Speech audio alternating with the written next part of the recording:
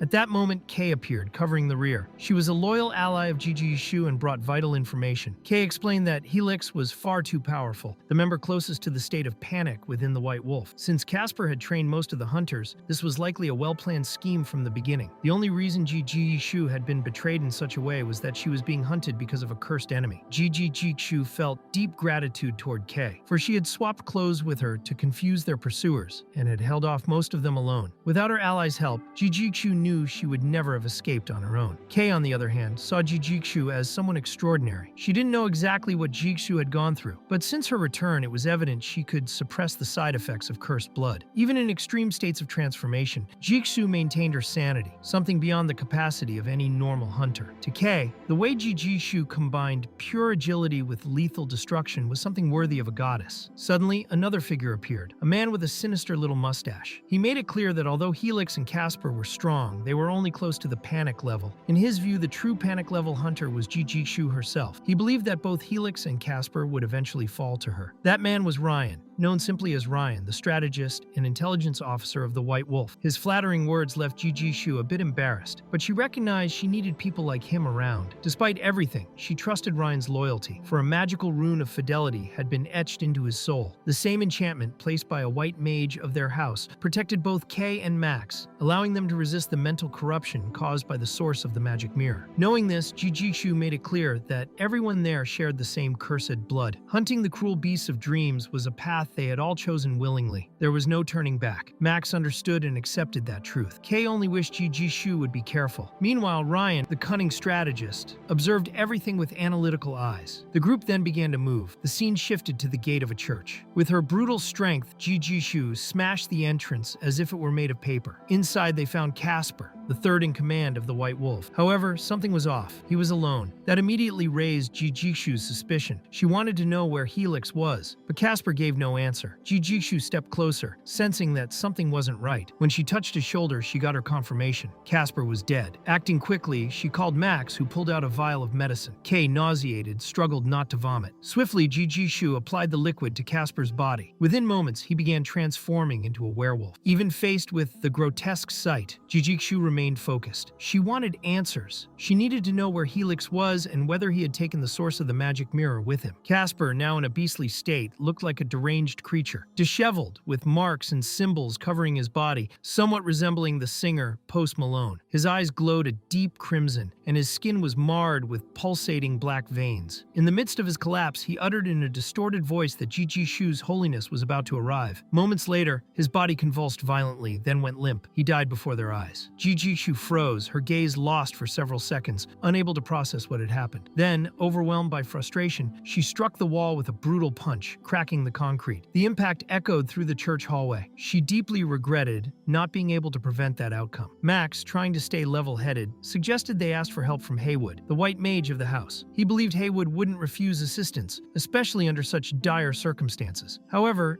Jijishu rejected the idea. She said it wasn't necessary and instructed Kay to continue investigating Helix's whereabouts together with Max. Meanwhile, she turned to Ryan, the group's strategist, and ordered him to follow her. Ryan, confused, didn't immediately understand the reason or their destination, but Jijishu's look made it clear. She was heading to Street 23, the very place where all the recent tracks led. The scene changed once again. Linjie was in his bookstore, sitting behind the counter with a tired expression. The shop was silent. Another day had begun with no customers. It had been 3 days since he had last seen Frank Wilde and Jijishu, and business had been quiet ever since. Still, he remained optimistic. He thought about how much his life had changed thanks to the help of a mysterious dark-skinned woman. It was through her that he had secured funding to keep the bookstore open, obtaining a formal business license and a temporary residence permit. While organizing the books, Linjie reflected on Jijishu. He hoped that the book he had recommended had truly helped her in some way. He never imagined that the violence within academies and schools could be so brutal. He pondered better ways to share his collection, since he couldn't rely on coincidences like that to attract new customers. Lost in thought, he suddenly heard the sound of the door opening. When he looked up, he was surprised. It was Jijishu. The woman walked in calmly, and he instinctively greeted her with a polite smile. It was an uncanny coincidence. He had just been thinking about her. She looked beautiful, her hair neatly arranged, her cheeks slightly flushed. She seemed nervous and apologized softly. Linjie felt a little embarrassed, but kept his professional composure. He warmly welcomed her, though inside he was surprised. He never expected her to return so soon. In his mind, he thought Jijishu was a good woman, and, in a way, a beacon of hope for the bookstore's success. He believed that if he could help her, perhaps his shop would thrive as well. He commented that he hadn't expected to see her again so soon, and noted that she was the first customer to return in such a short time. Jijishu, however, misunderstood. She thought he was disappointed by her return. Feeling insecure, she worried that she was being a burden to him. She wanted to ask for help again, but didn't want to seem like a useless client, someone inferior to others. As they talked, she noticed something on the librarian's desk, a small gargoyle sculpture crafted with exquisite detail. The piece seemed almost alive, radiating an intimidating aura. Even though it was motionless, it exuded presence. Jijishu Jishu was intrigued. He thought Lin Jie was pretending to be just an ordinary man, but by showing something like that, he revealed a more mysterious, hidden side. He imagined that he was trying to send a message, perhaps some kind of symbolic comfort to her. However, interpreting it that way made her feel even more vulnerable. She thought the librarian saw her as a fragile child. Embarrassed, she apologized again for having disappointed him. At that moment, the door opened again. Ryan entered the bookstore with an expression of total disbelief. He looked at Ji Jichu and couldn't believe what he saw. To him, it was unthinkable that she, the panic hunter, would stop everything to visit a simple bookstore. The rat became even more frightened when he realized Lin Jie was a completely ordinary person. Lin Jie himself showed curiosity about who that fellow was, and it was Ji Jichu who explained that the rat was one of her subordinates, trying to reassure the librarian. Even so, Lin Jie suspected Ji Jichu might be hiding some trauma, perhaps related to the way she had presented Ryan as someone loyal. To him, it seemed contradictory that someone who said they had taken revenge would be so hesitant now. He also didn't understand why she seemed so disappointed in herself. Thinking about it, Lin Jie decided to ask Ji Jichu directly if she had failed at something. He prepared a cup of tea for her, and as he served it, the young woman's expression made it clear she thought the librarian already knew the truth. In reality, however, Lin Jie didn't know anything. Everything was a product of Ji Jichu's imagination, and she ended up admitting that she had failed. She told them that her enemy had escaped and that she had no idea where he was now. She revealed that she had fought him for 2 days, following the clues she'd previously received, and had even managed to punish him temporarily. The previous night, after 5 hours of intense battle, she had finally destroyed the enemy's base. However, the cost had been high. During the confrontation, she realized he already knew he couldn't beat her directly, and so abandoned his own allies to flee. At that moment, she realized she had underestimated the enemy called Helix. Despite that, she felt she needed to apologize to Lin Jie for her failure and carelessness. The librarian, not understanding any of the context, simply continued acting naturally. He said it wasn't her fault, and while sipping his tea, tried to interpret Ji Jishu's words, which seemed to indicate she had quarreled with someone. Without knowing exactly what she meant, Lin Jie began making analogies between fighting and love. He thought she was talking about an unresolved relationship, as if she had tried to fight for an unrequited love. In his view, Ji Jishu seemed emotionally shaken after arguing with someone who had broken her heart for 3 days in a row. He also didn't understand how that man had managed to escape, which made him think the fellow was crafty. Worse, Lin Jie believed that this man had run off with Ji Jishu's money, which made him feel he finally understood the situation. Curious, Ji Jishu asked what he thought about it, while the rat watched everything in fear. That whole scenario was completely confusing to him. The rat clearly remembered the moment he had told someone that Frank Wilde was in the city of Noken, even though the person on the other end of the communicator had doubted the information at the time. Ryan, for his part, said he would provide more details soon. He claimed that the guy was just a naive brat who carried a loyal mage's rune as some kind of insurance, not knowing how easy it was to break. Even so, he admitted the rune's power was interesting. At that moment, Kay appeared and told the rat that Ji Jishu was looking for him. She reminded him that he was her subordinate, not a loose rat wandering around. Ryan apologized for making Ji Jishu wait and told Kay he was on his way. However, the rat was more interested in something else. He dreamed of the ability to transform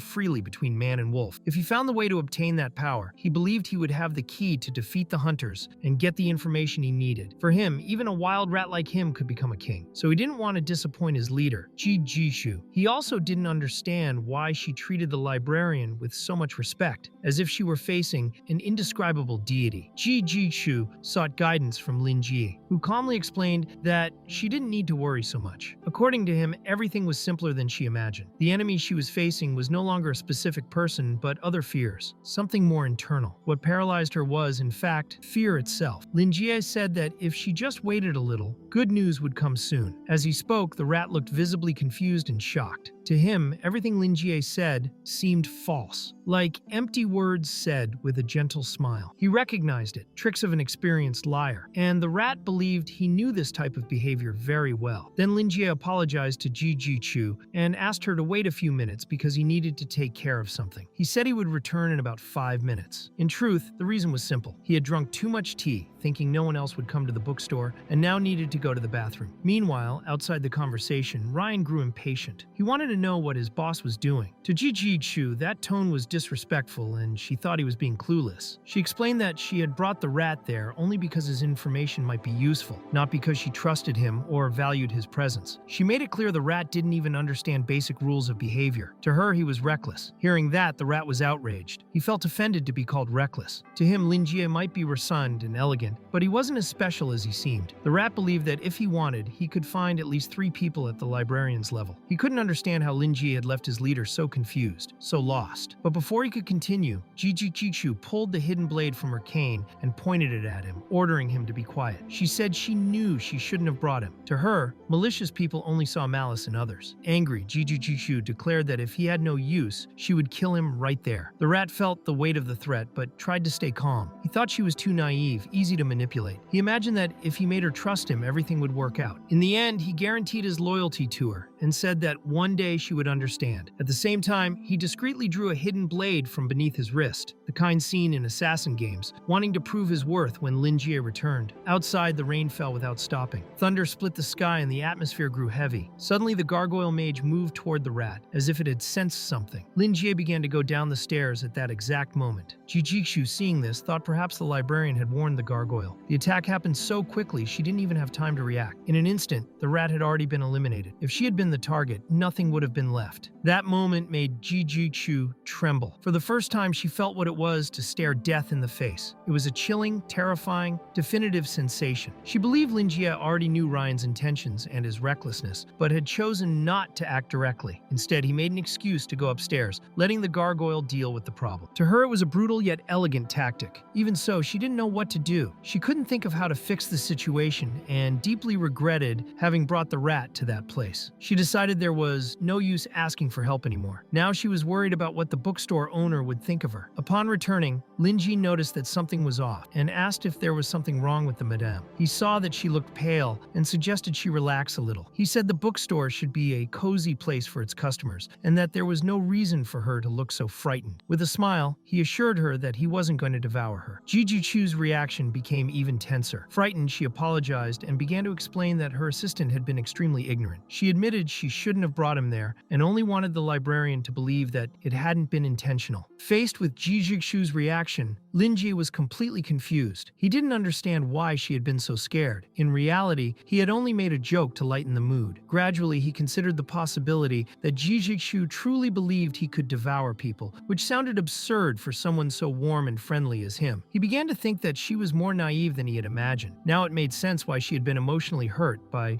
trusting someone bad. For Linjie, all of this was related to romantic disappointments, and so he decided to administer another round of soul healing. After all, she had placed her trust in him by asking for help, and he would use that trust, not out of malice, but to calm her as a client. Sincerely, Linjie apologized for his joke and admitted that he wasn't very good at that kind of humor. He said he preferred her to express her ideas clearly, so he could do his best to help. Jijishu felt relieved by his forgiveness and thanked him once more, feeling slightly embarrassed for bothering him. Then she asked for a book recommendation, as her willpower was weak. Linjie thought for a few moments. He still didn't understand why she was so shaken, as if she had lost something important. He suspected that the recent departure of her subordinate might be related to that emotional wound. Remembering Ryan, Linjie commented that the young man didn't seem very trustworthy, and that it might be better to avoid topics like absolute loyalty when it came to him. This surprised Jijikshu. She believed the librarian wouldn't say such a thing without reason, and began to suspect that something was wrong with the loyalty rune implanted in Ryan. The rune had been created by Haywood, a trusted mage of her family, supported directly by her father. According to magical rules, only white mages know how to break the loyalty spell embedded in a rune. If that rune had failed, then Haywood could be involved in manipulating the zones and attracting others suspiciously. With a trembling voice, Jijishu realized she no longer knew whom she could trust. The insecurity was real. At that point, Linjie calmly explained that she could only trust herself. People, he said, are naturally flawed. No matter how hard she tried to understand others, the human heart would always hide unknown things. If she wanted to be truly invincible, she would need to become as strong as steel. With that, Linjie offered her a book. The title was How the Steel Was Tempered. He wished for her to enjoy reading it, regardless of how she interpreted its content. Somehow it would help her. Before she left, Linjie gently placed his hand on her shoulder and quoted a passage from the book. It said that a person's most precious asset was life itself. And since we live only once, one must live in such a way that, when looking back, there are no regrets. To live without carrying carrying useless scars and without feeling ashamed of having had a purposeless past. Ji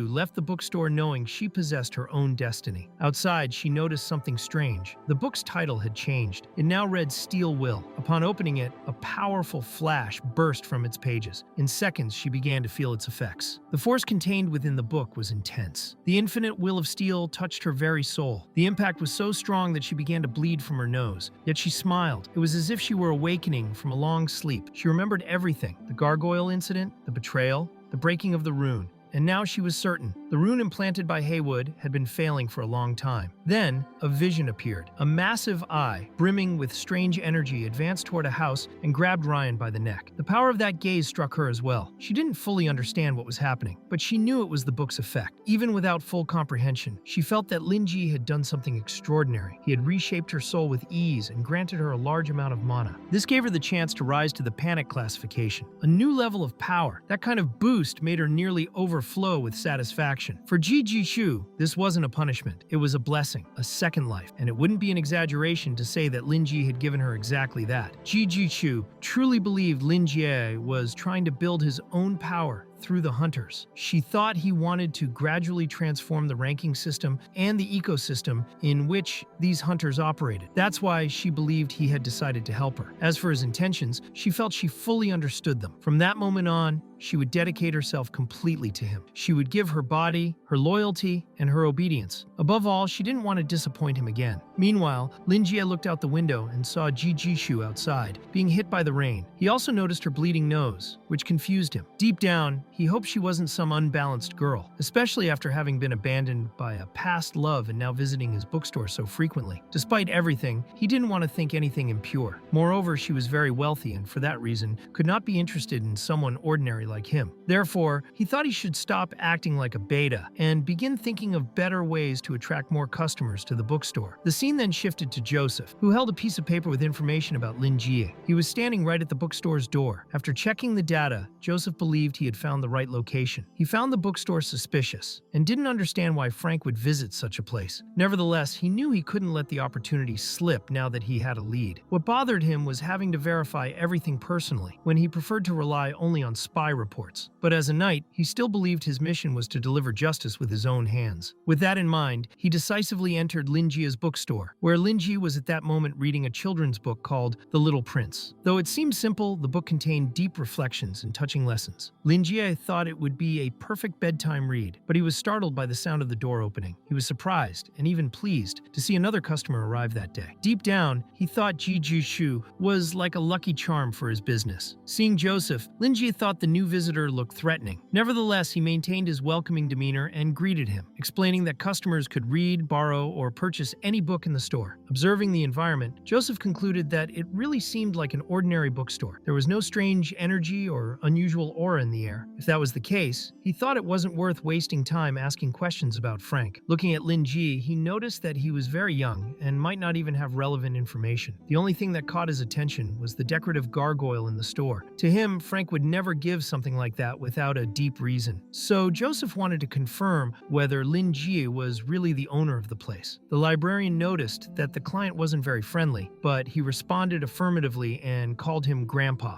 This form of address took Joseph by surprise. He was completely incredulous at being called that, especially as a man with 2 scars on his face. Anger welled up inside him, and for a moment he felt like smashing the other's skull, but he restrained himself. He knew he shouldn't unleash all his fury on someone who seemed ordinary. Then he placed his hands on the table abruptly, showing his impatience. He wanted to know if the gargoyle belonged to Lin Jie. The bookstore owner explained that it was a gift from a client, a simple souvenir, and it was not for sale. This made Joseph even more irritated, as he didn't want to buy the object. As a sacred knight, he didn't even wish to touch something like that. Still, he insisted on knowing if Frank Wilde was the one responsible for that gift. Without hesitation, Lin Jie confirmed it, finding it strange that this old man also knew Frank. He wasn't sure if Joseph held any resentment. Soon, Joseph Joseph began to feel that something was wrong. Frank Wilde would never reveal his name to an ordinary person, let alone give such a valuable gift. Until recently, he had believed that this bookstore was a secret meeting point for dark wizards. However, observing the young man's behavior, everything seemed to suggest otherwise. Linji acted like an ordinary person, which led Joseph to reconsider his suspicions. Perhaps the bookstore was just a neutral point for exchanges, without direct involvement in magical practices. Meanwhile, Linjie, who considered himself experienced in reading people, began to change his perception of the man. Despite his threatening appearance, the old man didn't seem evil. In fact, he had entered without causing any trouble and maintained his composure. This indicated that he might be kind, and if that were the case, there was no reason to hold a grudge against old Wilde. Thinking of this, Linjie asked if Frank was Joseph's friend. The question deeply irritated the sacred knight. Even so, Joseph chose to lie. He said he had known Frank Wilde for many years and that they could be considered longtime companions. He recounted that they had fought battles together, shedding blood and tears side by side. However, a past disagreement had separated them, and since then he had heard nothing from the other. Despite his words inside, Joseph only thought about smashing Frank's face with his own hands. He remembered having beaten him in the past and still could not accept that Frank had survived somehow. On the other hand, Linji was moved by the story. He thought the two must have had a deep and meaningful friendship. He felt touched imagining the experiences they had shared and said he believed Frank Wilde would be moved to hear about it. To him, it was a friendship worthy of envy. Joseph then explained that he had been searching for his old companion for years. He wanted to know if Frank had left any contact information. He wanted to see him in person. Linji sincerely said he didn't know the address. However, he mentioned that Frank had recently stopped by the bookstore and borrowed a book. According to him, it was supposed to be returned in a few days. He promised to inform Frank as soon as he saw him again. Wanting to be kind, Linjie offered the visitor a cup of tea. He said he could sit, rest a bit, or even read a book, but Joseph interpreted the gesture as a suggestion that he looked tired. Still, he found it curious that someone could maintain such politeness even in front of a mutant like him. It had been a long time since anyone had spoken to him so casually since he became a radiant knight. Everyone treated him like a deity with fear or reverence. That's why Linjie's simple and straightforward behavior intrigued him. Not wanting to seem weak, Joseph replied that he had only been standing for a short time and was not tired. Even so, he accepted the tea but refused the idea of reading a book. He said he didn't like reading and hadn't even brought money with him. Noticing that the old man was opening up, Linjie began to find him incredibly arrogant, yet still likable in his own way. He explained that the books were available for free reading, especially those on the shelves behind him. He said the visitor could feel free to leaf through any copy while drinking black tea. Even with the invitation, Joseph made it clear that he didn't intend to stay long. Then, a headache began to manifest. At that moment, his eyes fixed on a specific title on the shelf, Seed of the Abyss, that immediately put him on high alert. Meanwhile, Linji continued trying to convince him to try a book. He mentioned that he himself was reading a very relaxing fairy tale and that such stories were perfect for calming the soul. Joseph thought fairy tales were childish and meaningless. He couldn't understand why an adult like Linji would be interested in such reading. To him, it was incomprehensible. Linji interpreted that critical look as an attempt to appear superior. He felt that the old man was difficult to deal with. Still, he huffed and calmly replied that it was the best fairy tale he had ever read. Moreover, it was the only copy in the entire city of Noken. According to him, reading it was excellent for relaxing before sleep and helped improve sleep quality. The sincerity of that answer surprised Joseph once again. Suspicious, he wanted to confirm whether the mentioned book was really a fairy tale. Linji then explained more clearly. He said that it indeed was a classic. The title was The Little Prince. However, when looking at the book in front of him, Joseph did not see The Little Prince. What his eyes saw was Seed of the Abyss, something completely different. It wasn't a children's tale, but a dark and terrifying story. He didn't understand what was happening, as the librarian treated a horror book as if it were an innocent fable. Wanting to investigate, Joseph asked to see the book up close. He made it clear that he didn't want to seem rude. He wasn't interested in the content itself, just wanted to examine it. Lin Jie, on the other hand, thought the old man was trying to act tough. Inside, he was certain that the grumpy man was just sentimental. He believed that, in the end, Joseph would fall in love with the enchanting tale. As soon as he took the book from Lin Jie's hands, Joseph began to feel intense pain. Dizziness followed immediately. He was surprised. He realized that his candela was reacting to something. He had no idea why. Then, he remembered what the librarian had said about the book being good for sleeping. That's when he began to suspect that Lin Jie might be trying to make him fall asleep. Therefore, he needed to keep his eyes open at all costs. But it was already too late. Joseph's body gave in and he fell to the floor forcefully. Lin Jie, startled, ran over. He wanted to know if the old man was okay. It seemed like a sudden illness. He prepared to administer first aid and, if necessary, call for external help. However, upon checking his breathing, he noticed it was stable. His heartbeat was normal as well. He touched the visitor's neck to be sure. sure. That's when he couldn't believe it. Joseph hadn't fainted due to a medical problem. He was simply sleeping. Lin Jie found it incredible. The old man had a healthier pulse than his own, despite being much older. Yet, he couldn't understand why someone would fall asleep so suddenly. It made no sense. Nobody slept like that just by looking at the little prince. Nevertheless, it was the reality before his eyes. The man had fallen asleep right there in his bookstore. With nothing else to do, Lin Jie decided to make him more comfortable and wait until he woke up to ask what had happened. He tried, with some effort,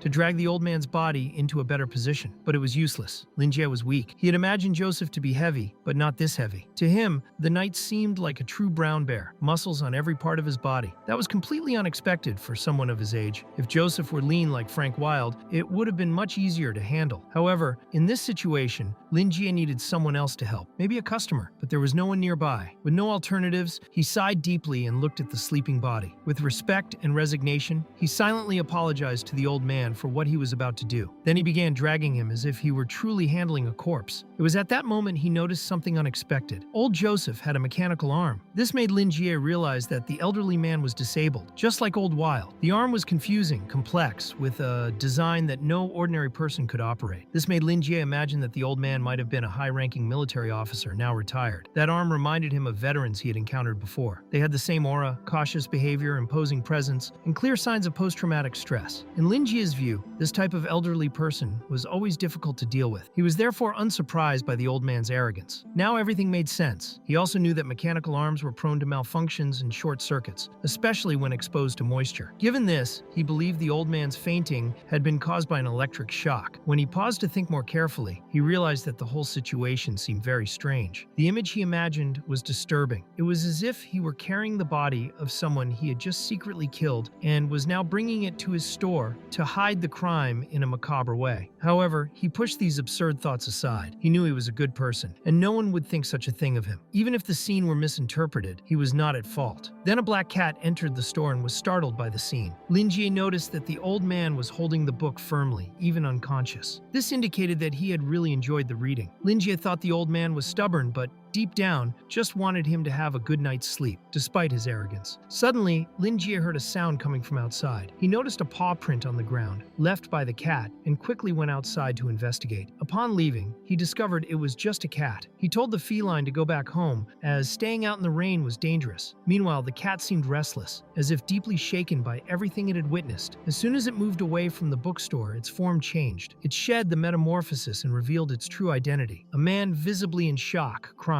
This man was Morrison Gregg, a member of the Tower of the Secret Instrument, an intelligence and reconnaissance agency. Gregg was a big fan of Joseph and had worked hard to be accepted into the agency in order to stay close to him. He knew everything about the history between the Radiant Knight Joseph and the Dark Wizard Wilde, and was worried about his idol. That was why he had discreetly followed him to the bookstore. He thought there would be no problem, as the place seemed ordinary, without any magical reaction. Later, he even planned to ask for an autograph. 10 minutes passed, and when he saw that Joseph still hadn't left the bookstore, Gregg decided to take a look while still transformed into a cat. That was when he saw the exact moment the old man fainted. He was shocked, unable to understand what had happened. He wanted to know if the elder had been speaking normally, and then suddenly fell. He also wanted to find out if the librarian was too strong or had used some dark magic on his idol. He observed everything carefully and heard the moment Lin Jie said he only wanted the old man to sleep well. But that expression disturbed him deeply. To Gregg, it sounded as if the librarian wished Joseph to fall into an eternal sleep. When Lin Jie finally noticed the cat's presence, Gregg panicked. He thought the librarian was a very dangerous person, perhaps even someone impossible to defeat. Gregg was extremely frightened. He could still hear Lin Jie's voice telling him that wandering out in the rain was dangerous, and that he should go home. Now, Gregg sat on the ground, soaked, his heart racing. He felt as though he had just experienced a near-death moment. He believed Lin Jie could have captured him easily, but had chosen to let him escape. He thought perhaps the librarian wanted him to return and report everything to the tower.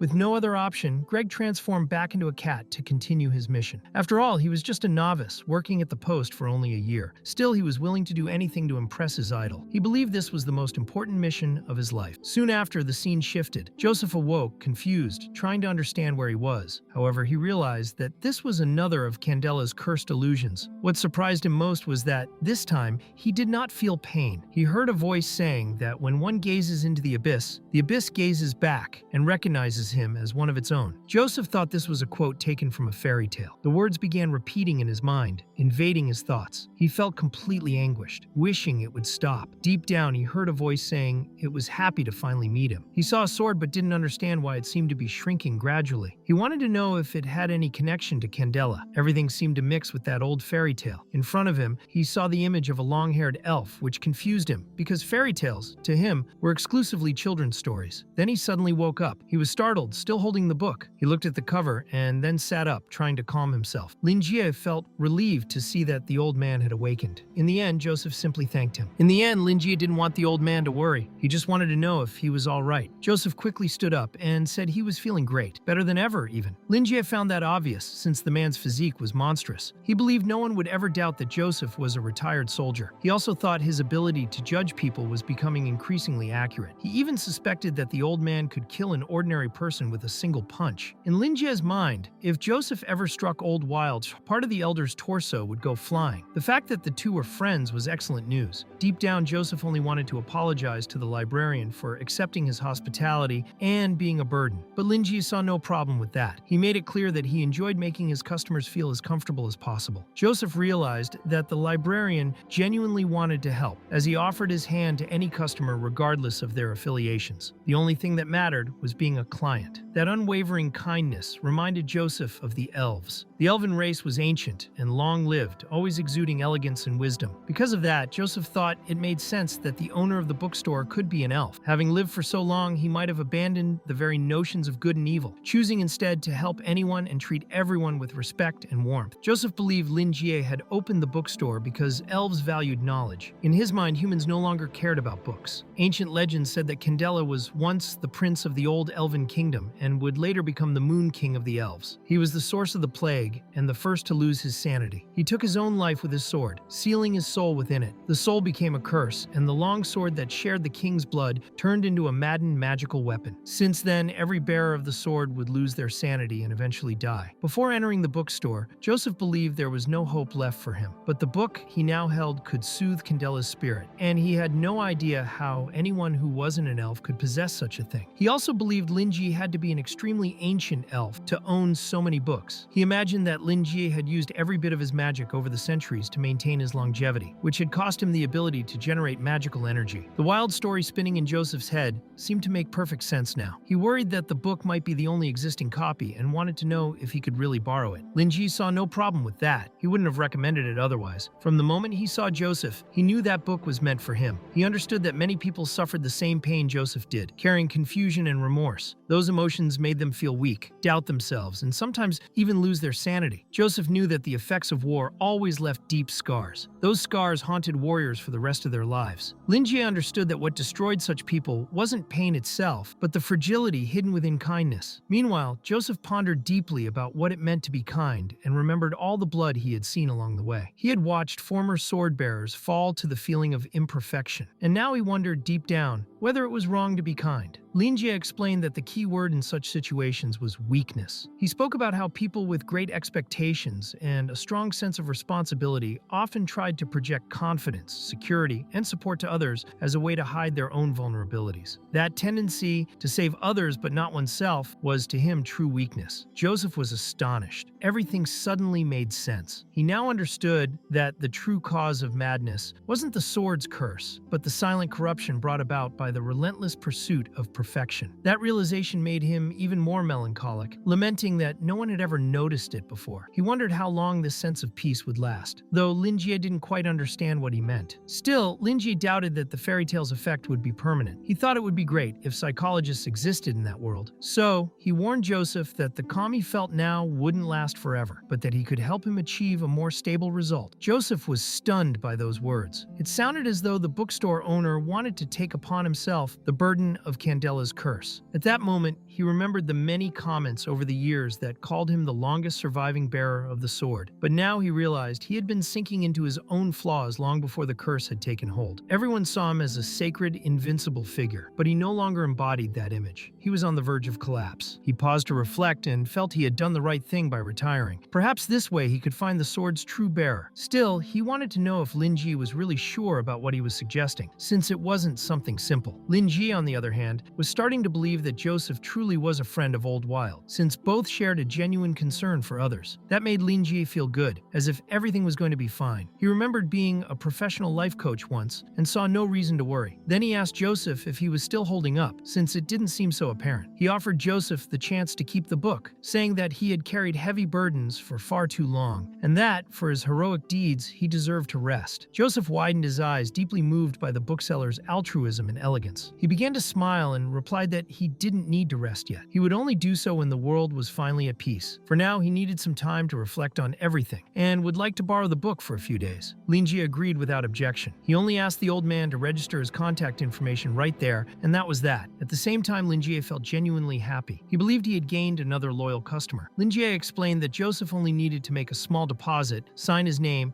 and write down the due date. That way, the amount would be refunded or halved if he didn't want to rent another book in the future. Joseph calmly signed the document, and in his mind, he already believed that the bookstore was a very special place, unlike any other. Lin Jie, satisfied, said he hoped to see him again within a week. As Joseph stepped outside, he breathed in the damp air and felt a momentary relief. For the first time in ages, there was no regret in his heart. All that remained for him now was to deliver justice, and he no longer cared whether the enemy had received help from the bookstore owner. In the end, he had made his decision. He would kill Wild no matter what. In Joseph's mind, that was both his responsibility and his duty. Then the scene changed. Outside, a bright green light illuminated the surroundings, and inside that place, Old Wild was reading the borrowed book. He was completely overwhelmed by its contents. The knowledge within seemed as vast as the sky and as deep as the ocean. With every page, his mind became more confused, immersed in euphoria. He found it astonishing that Lin Ji had created something so magnificent. Looking at the black-scaled mask hanging on the wall, Wild felt that perhaps it was time for that hidden face to reappear in Noken. If the demonic language was just a fraction of something greater, then the cult of the Flesh Carvers would finally allow him to learn more about that lost, terrifying civilization. The grandeur of that knowledge mesmerized him. He felt profoundly grateful to Lin Ji, believing he had only reached such understanding thanks to him. For that reason, he decided to prepare a special gift for the librarian, something he was sure Lin Ji would love. Meanwhile, the scene shifted again. Claude was in complete shock after hearing from Greg that the professor had fainted just from looking at Lin Ji. Greg, still in his cat form, tried his best to explain what had happened. Claude couldn't believe what he was hearing and began to consider sending a support team to the site. But if even Joseph had been unable to handle the bookstore owner, he knew acting rashly could lead to disaster. Claude tried to contact the investigative team monitoring the bookstore and soon received word that Joseph was leaving the place. He was stunned, unable to understand what was happening, until Joseph opened a direct communication channel with him. The director grew uneasy as he heard the old man's voice. Joseph stood outside, shielded from the rain by a translucent magical barrier. In a firm tone, he ordered Claude to recall all investigators from 23rd Street immediately. He also demanded that the bookstore be classified as a Class 1 ultra-secret zone. Those words left Claude completely stunned. Class Y was the indescribable level, reserved only for phenomena that defied all logical explanation. He wanted to understand what was going on and asked the director for the reason behind such an order. Joseph, ready to explain, suddenly realized that someone near Claude might be listening in on their conversation. Sensing the director's concern, Claude confirmed that someone was indeed nearby. Without hesitation, he grabbed Greg, still in his cat form, and struck him with full force, apologizing to the director for his carelessness. In the end, Joseph was surrounded by cats and thought Claude should just shut up and do his job. He asked if Claude wanted to be sent to the northern mountains to farm potatoes. Horrified by the idea, Claude promised to deliver the message right away. He believed Joseph hadn't changed one bit, even though he could be terrifying when angry, like he was about to blow someone's brains out. The old man held no grudges as long as his orders were obeyed. Deep down, Claude saw Joseph as a radiant knight with a sharp tongue, a soft heart, and an honest character. That was the true spirit of his respected mentor. Claude relayed all the information he had and compiled it into a new file at Joseph's request. The elders would have to approve it. He informed Joseph that the new new Class 1 file was ready and that he'd need to fill it out upon returning. To his surprise, the old man was already opening the door. Joseph praised Claude's work and asked who was with him at that moment. He also reminded him to use the rune of forgetting, then made Greg forget everything. Next, he introduced investigator Morrison Greg, explaining that he came from a family of mages talented in transmutation. Claude added that Greg was a huge fan of Joseph's. He was a member of 13 Invincible Sacred Flame fan clubs and spent around $3 million a year on fan events. The year before, he had even registered the name Abraham Joseph in gold. To Claude, Greg was his mentor's #1 fan. Joseph was surprised and wanted to know if that was true. Claude confirmed it. Still confused, Joseph thought that instead of spending money on fan clubs, Greg should just donate directly to his idol. So he decided to accept Greg under the pretense of recruiting squire apprentices, the fee being close contact with him. He was sure Greg would be thrilled. In truth, he was acting like a money-loving crab. Claude hated it. He couldn't understand how a radiant knight could be so greedy and shameless as to take money from his own fan. Even so, he was ready to obey his teacher. In the end, Joseph figured he could at least avoid paying for the memory wiping procedure. He wrote about Lin Jie in the system and believed that the secret report would be enough to keep anyone away from the bookstore. Meanwhile, he received a call asking if he was all right. Apparently, people thought he had died. That made him furious. No one should think he was dead. Then he realized he hadn't sent the file yet. He figured whoever was calling was blind and ignoring his concerns, so he hung up on them. Shortly after, he opened the book and noticed that the sword's mood was still calm and content. The book seemed to influence his emotions, and he thought that wasn't a good thing. Then he got another call, which irritated him again. He also knew that the Society of Truth had passed new labor laws. He believed his salary should be increased and that he deserved compensation for emotional damage. While thinking that, he reminded his daughter Melissa to remember to drink milk. Melissa, a red-haired girl, was furious at the reminder. She tried to make her father understand that she wasn't a child anymore. She was now a captain knight of abnormal combat level and didn't need constant reminders. Even so, the old man explained that he just wanted her to grow taller. As she was, he thought she wouldn't be able to get married. To Melissa, hearing that felt like a punch to the gut. Enraged, Melissa thought her father had muscles for brains. Then she noticed a book lying on the table. That struck her as strange since she knew her father never read anything. In fact, she'd never seen that book before. Curious, she opened it and began flipping through the pages, only to freeze in shock at the contents. Meanwhile, Joseph was fuming. He wanted everyone to stop bothering him. He recalled how the librarian had incapacitated him effortlessly and asked whether any of them could have done that. He told the team not to be stupid and to act with respect. He also warned that he wouldn't save anyone if something went wrong. Meanwhile, Melissa was in shock reading the book. She quickly put it down and walked past her father. Joseph called out to her, startling her, but in the end, he just wanted to be kind and offered her a glass of milk. She pretended not to be upset and slammed the door shut. To Joseph, that rebellious phase really was tough. Even so, he didn't mind much. He just wanted her to grow up healthy. On the other side of the door, Melissa wondered who had written that book. She wanted to know if the protagonist could really be the Elven King Candela. The stories were incredible and felt real. She was frustrated she hadn't finished reading and was just getting to the best part. She desperately wanted to know what would happen next, tossing around on her bed and calling her father an idiot. She saw nothing strong or impressive about him. To her, he wasn't anything special. She didn't expect such a boring old man to read a book like that. Maybe she was being unfair. She vaguely remembered him saying the book came from an ultra-secret bookstore. Still, she thought that didn't matter. To her, bookstores were just ordinary places, and no stiff, muscle-headed old man would ever hang out in one. Soon, she called up the key, the database access key that granted entry to Class 1 documents. It worked. Melissa believed she was using her late mother's credentials. Her mother had been a member of the Radiant Knights. In the end, Melissa thanked her mother silently. She told herself she would work hard to become an excellent knight. After reading that novel, she didn't want to disappoint her mother. Inside the database, she found the bookstore and saw that the report had been submitted by her own father. She found it strange that he described the bookstore owner as friendly. That made her think the place couldn't be that dangerous after all. Even so, she was determined to go there herself and check it out. Then she noticed a glass of milk sitting on the table. She got pretty annoyed, but drank it all in one go anyway, hoping it would help her grow taller.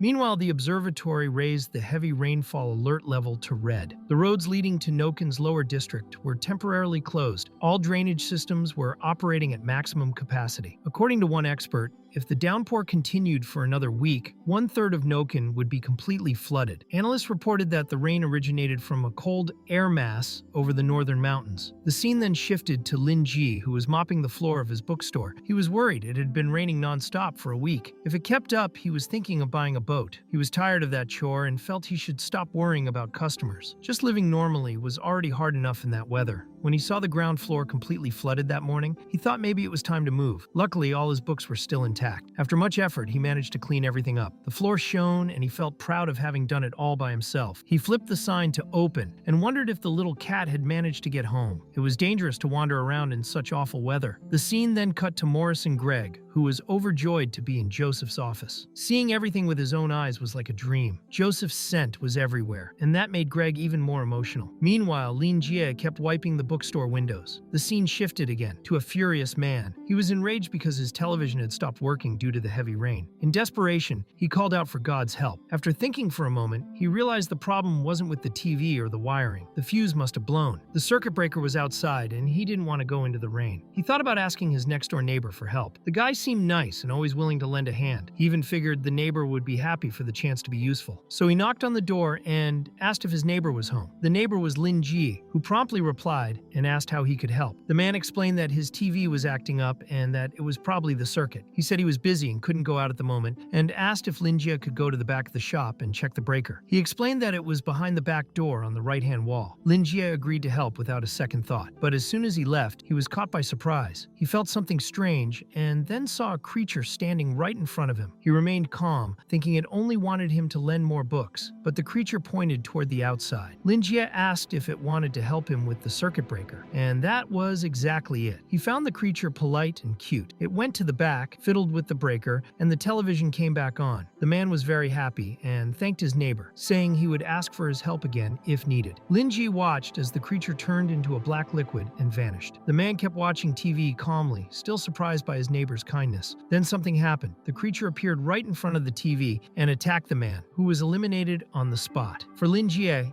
it was just another normal day doing good deeds. He only wished that the shop owner, the chubby guy, would promote his bookstore. Then the door opened and the bell rang. Lin Ji quickly welcomed the customer, though he found it strange that someone had come in at that exact moment. The one who entered was Wild, already apologizing as he came in. The librarian was surprised to see him so early. He found old Wild's mask rather odd, but his style wasn't bad. He looked like a British gentleman. Lin Ji wanted to know if there was any urgent reason for the old man to visit the bookstore in such terrible weather. Wild explained that the favors Lin Ji had offered were far more valuable than any storm, and he had come to formally express his gratitude. But Lin Jie was already satisfied with the gift the old man had given him before. Still, he was curious about what kind of precious item Wild had brought this time. Wild was surprised by the librarian's kindness. To him, the gargoyle he had given earlier was nothing compared to the current gift. He also admired how modest Lin Jie was and how he cared about others' feelings. Lin Jie's help had brought Frank Wild one step closer to achieving an indescribable level. The gift he brought was something he had prepared over 2 years. He asked the librarian not to hesitate to accept it, saying it wasn't important to him. He believed it would serve a much greater purpose in Lin Ji's hands. He added that he would feel deeply regretful if Lin Jie refused. Lin Jie found that a bit exaggerated. He didn't think he had done anything special. Even so, he didn't yet know what the client had prepared and was curious to see it. Frank Wild then revealed that he had spent 2 years preparing the gift and hoped Lin Jie would like it. He then showed him a dream catcher. The librarian hadn't expected to receive something like that. It felt nostalgic. Before moving there, he had visited a cultural event years ago where he first learned about dream catchers. He remembered that they were cultural symbols of the Native Americans. They believed that the night air was full of dreams and that those objects served to filter nightmares, capturing only good dreams. Lin Jie clearly remembered having talked to an indigenous elder and learning a lot about the legends. The dreamcatcher gathered strength and wisdom from the person who slept beneath it and aided communication between humans and spirits. He never imagined he would see a dreamcatcher in that world. Wild was also impressed. He thought the bookstore owner was very knowledgeable. To Wild, dreamcatchers were rare magical tools of incalculable value, their power lying within the interwoven web. web. Linji examined the gift carefully. It was clearly handmade. Since the storm had been seriously affecting his sleep, it was indeed a valuable present. With great joy, he thanked his customer. Frank Wilde replied that it was an honor to bring him such an item. As he left the bookstore, Frank Wilde believed that the dream had been a pleasant one. To him, it was as real as any other, though it carried terrible danger. Without an indescribable willpower, it could crush anyone's soul. Still, Linji was powerful enough to handle it, and Wilde felt immense joy, sincerely wishing the bookstore owner good dreams. The scene then suddenly shifted to a massive explosion. Kay was thrown into the air, but was quickly caught by Max, who used his sword and a chain to save her. Kay thanked him for the help, and Max only told her to be more careful, since he hadn't expected there to still be more mages attacking. Soon after, he spotted one preparing a spell and warned his companion to stay alert. The mage cast his spell toward Jiji Shu, but she ran straight at him, unafraid. Suddenly, a gigantic serpent appeared before her. Without hesitation, she thrust her paw into the creature's mouth, for she had already transformed into a white-furred werewolf. The mages panicked upon realizing that she could maintain control over her transformation. They were furious that Helix hadn't warned them about it. The mages knew that the wolf of the Silent Court feared fire, so they decided to use nitro and sulfate, though the rainy weather made everything more dangerous. Jijichu made it clear that they had all dug their own graves. While Kay was worried, she also felt admiration. For any hunter, that was the kind of power they always dreamed of, and perhaps Jijishu was capable of leading them all to a new world. Even so, Kay still wanted to know more about the man who had helped them, referring to Lin Ji, and tried to understand what his true goal was. Max appeared and told her to forget any such thoughts for now. According to him, they only needed to move forward and share the glory later. That was the only mission that mattered. Kay agreed and continued, as the battle was far from over. The mages then used fire spells, and Jijishu, still transformed, tried to dodge them. Even when hit, it wasn't enough to defeat her. Another explosion occurred, completely darkening her once white fur. As if that weren't enough, Jijishu was electrocuted by another group of mages. Kay watched in worry for her mistress, while Max fought the enemies with all his strength. Helix realized that someone was helping Jijishu and wondered who those powerful people in Noken were. Controlling the beast form was something even Wilde couldn't do. He also wanted to know if Yuen had managed to see Wilde, since the members of the Tower of the Secret Instrument claimed he had appeared on 23rd Street. However, Wilde had not yet been seen by Yuen. Meanwhile, the wolf suddenly appeared behind one of the mages, who realized too late that he had been careless. The creature of dreams, known as the Wolf of the Silent Court, was famous for its ability to travel between dimensions. The mage didn't even know how it had discovered his coordinates to teleport there. The beast knocked him to the ground and began chewing his arm as if it were a hamburger. Desperate, Helix shouted for Yuen, who responded with a dizziness spell, followed by a flash of light. Jijishu recognized the refined style of that magic and realized it was the work of a skilled dark mage. She quickly began to slow down, giving Helix the chance to escape and counterattack, but Jijishu reacted with her ability called Iron Determination and managed to tear off the dark mage's arm. Even wounded, the mage didn't give up. He began casting a dangerous spell called Son of Decay, a powerful fire magic. Jijishu knew that spell was extremely dangerous and doubted she could withstand its impact. In that situation, her only option was to escape at any cost. Yuen ran to Helix to see if he was alright. Though he had lost an arm, Helix was alive and still standing strong. He believed that the man from 23rd Street was far stronger than anyone imagined. Without wasting time, Helix used his ability to grow another arm in place of the old one. Yuen asked if he meant that because of the woman's teleportation power, but Helix explained it wasn't just that. She had managed to extract information directly from Ryan's soul. Moreover, she had precisely located their hideout and dispelled their mental protection spells. That caught Helix's attention, as it showed a rare and advanced kind of power. Even so, he was busy with other urgent matters and asked Yuen to investigate in his place. To Helix, the man from 23rd Street, Lin Ji, was more important than Wilde himself. At that moment, Helix showed an egg he was holding in his hands and asked Yuen what he thought might come out of it. Upon seeing it, Yuen was shocked, thinking it was a dream beast, but Helix made it clear that, somehow, it was a true god. The scene then shifted again to Lin Jie, who was closing the bookstore. He went upstairs, slightly concerned because of the heavy rain. He thought that when the weather improved, he would go out to buy some daily supplies. In his room, he took a hammer and nailed a hook into the wall to hang the dream catcher he had received from Frank Wilde. He looked at the object for a few minutes, admiring the old man's craftsmanship. Just like the gargoyle he had received before, this dream catcher was also exotic and intriguing. Linjie wondered how Frank managed to make such unique things and promised himself he would ask during his next visit. Soon after, he lay down in bed, hoping the dream catcher would really work and help him have good dreams. As soon as he fell asleep, he began to dream. In the dream,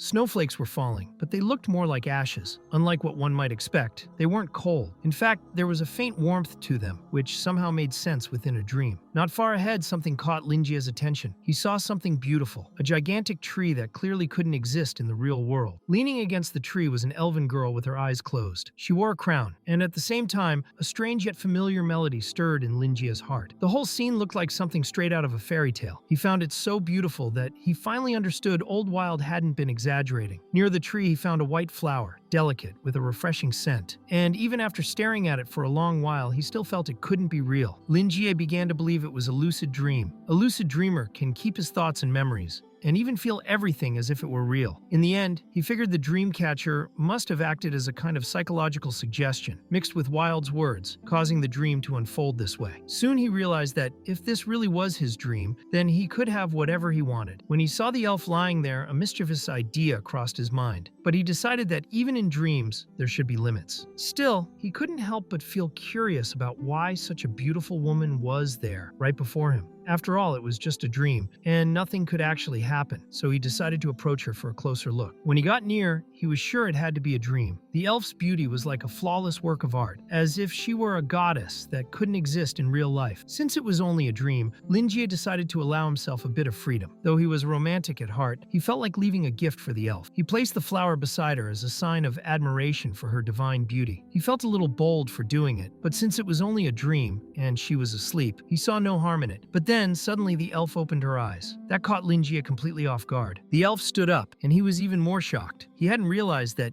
even lying down, she had been enormous, at least 2 meters tall. In his mind, all of this was impossible and could only happen in a dream. The elf then asked who he was. That surprised Linjie, since people in dreams were usually just reflections of the subconscious. He found it interesting that she had spoken first, and thought it might be a great chance to talk directly with his own subconscious. He introduced himself as a dreamer, and the elf confirmed that if he was in a dream, of course he would be a dreamer. Still, Linjie found it strange that she was aware of this. People in dreams usually seemed simple or predictable, but she was full of surprises. Delighted that his assumption had been right, he said it was now his turn to ask a question. He wanted to know who she was, but told her she couldn't use the same excuse and say she was also a dreamer. At the same time, he felt he might have been a bit rude. The elf replied that her name was Silver. Linjie thought it was strange for someone to have only one name, but she insisted it was the truth, and that it was now her turn to ask something. He was taken aback by her boldness. He hadn't expected her to be so straightforward.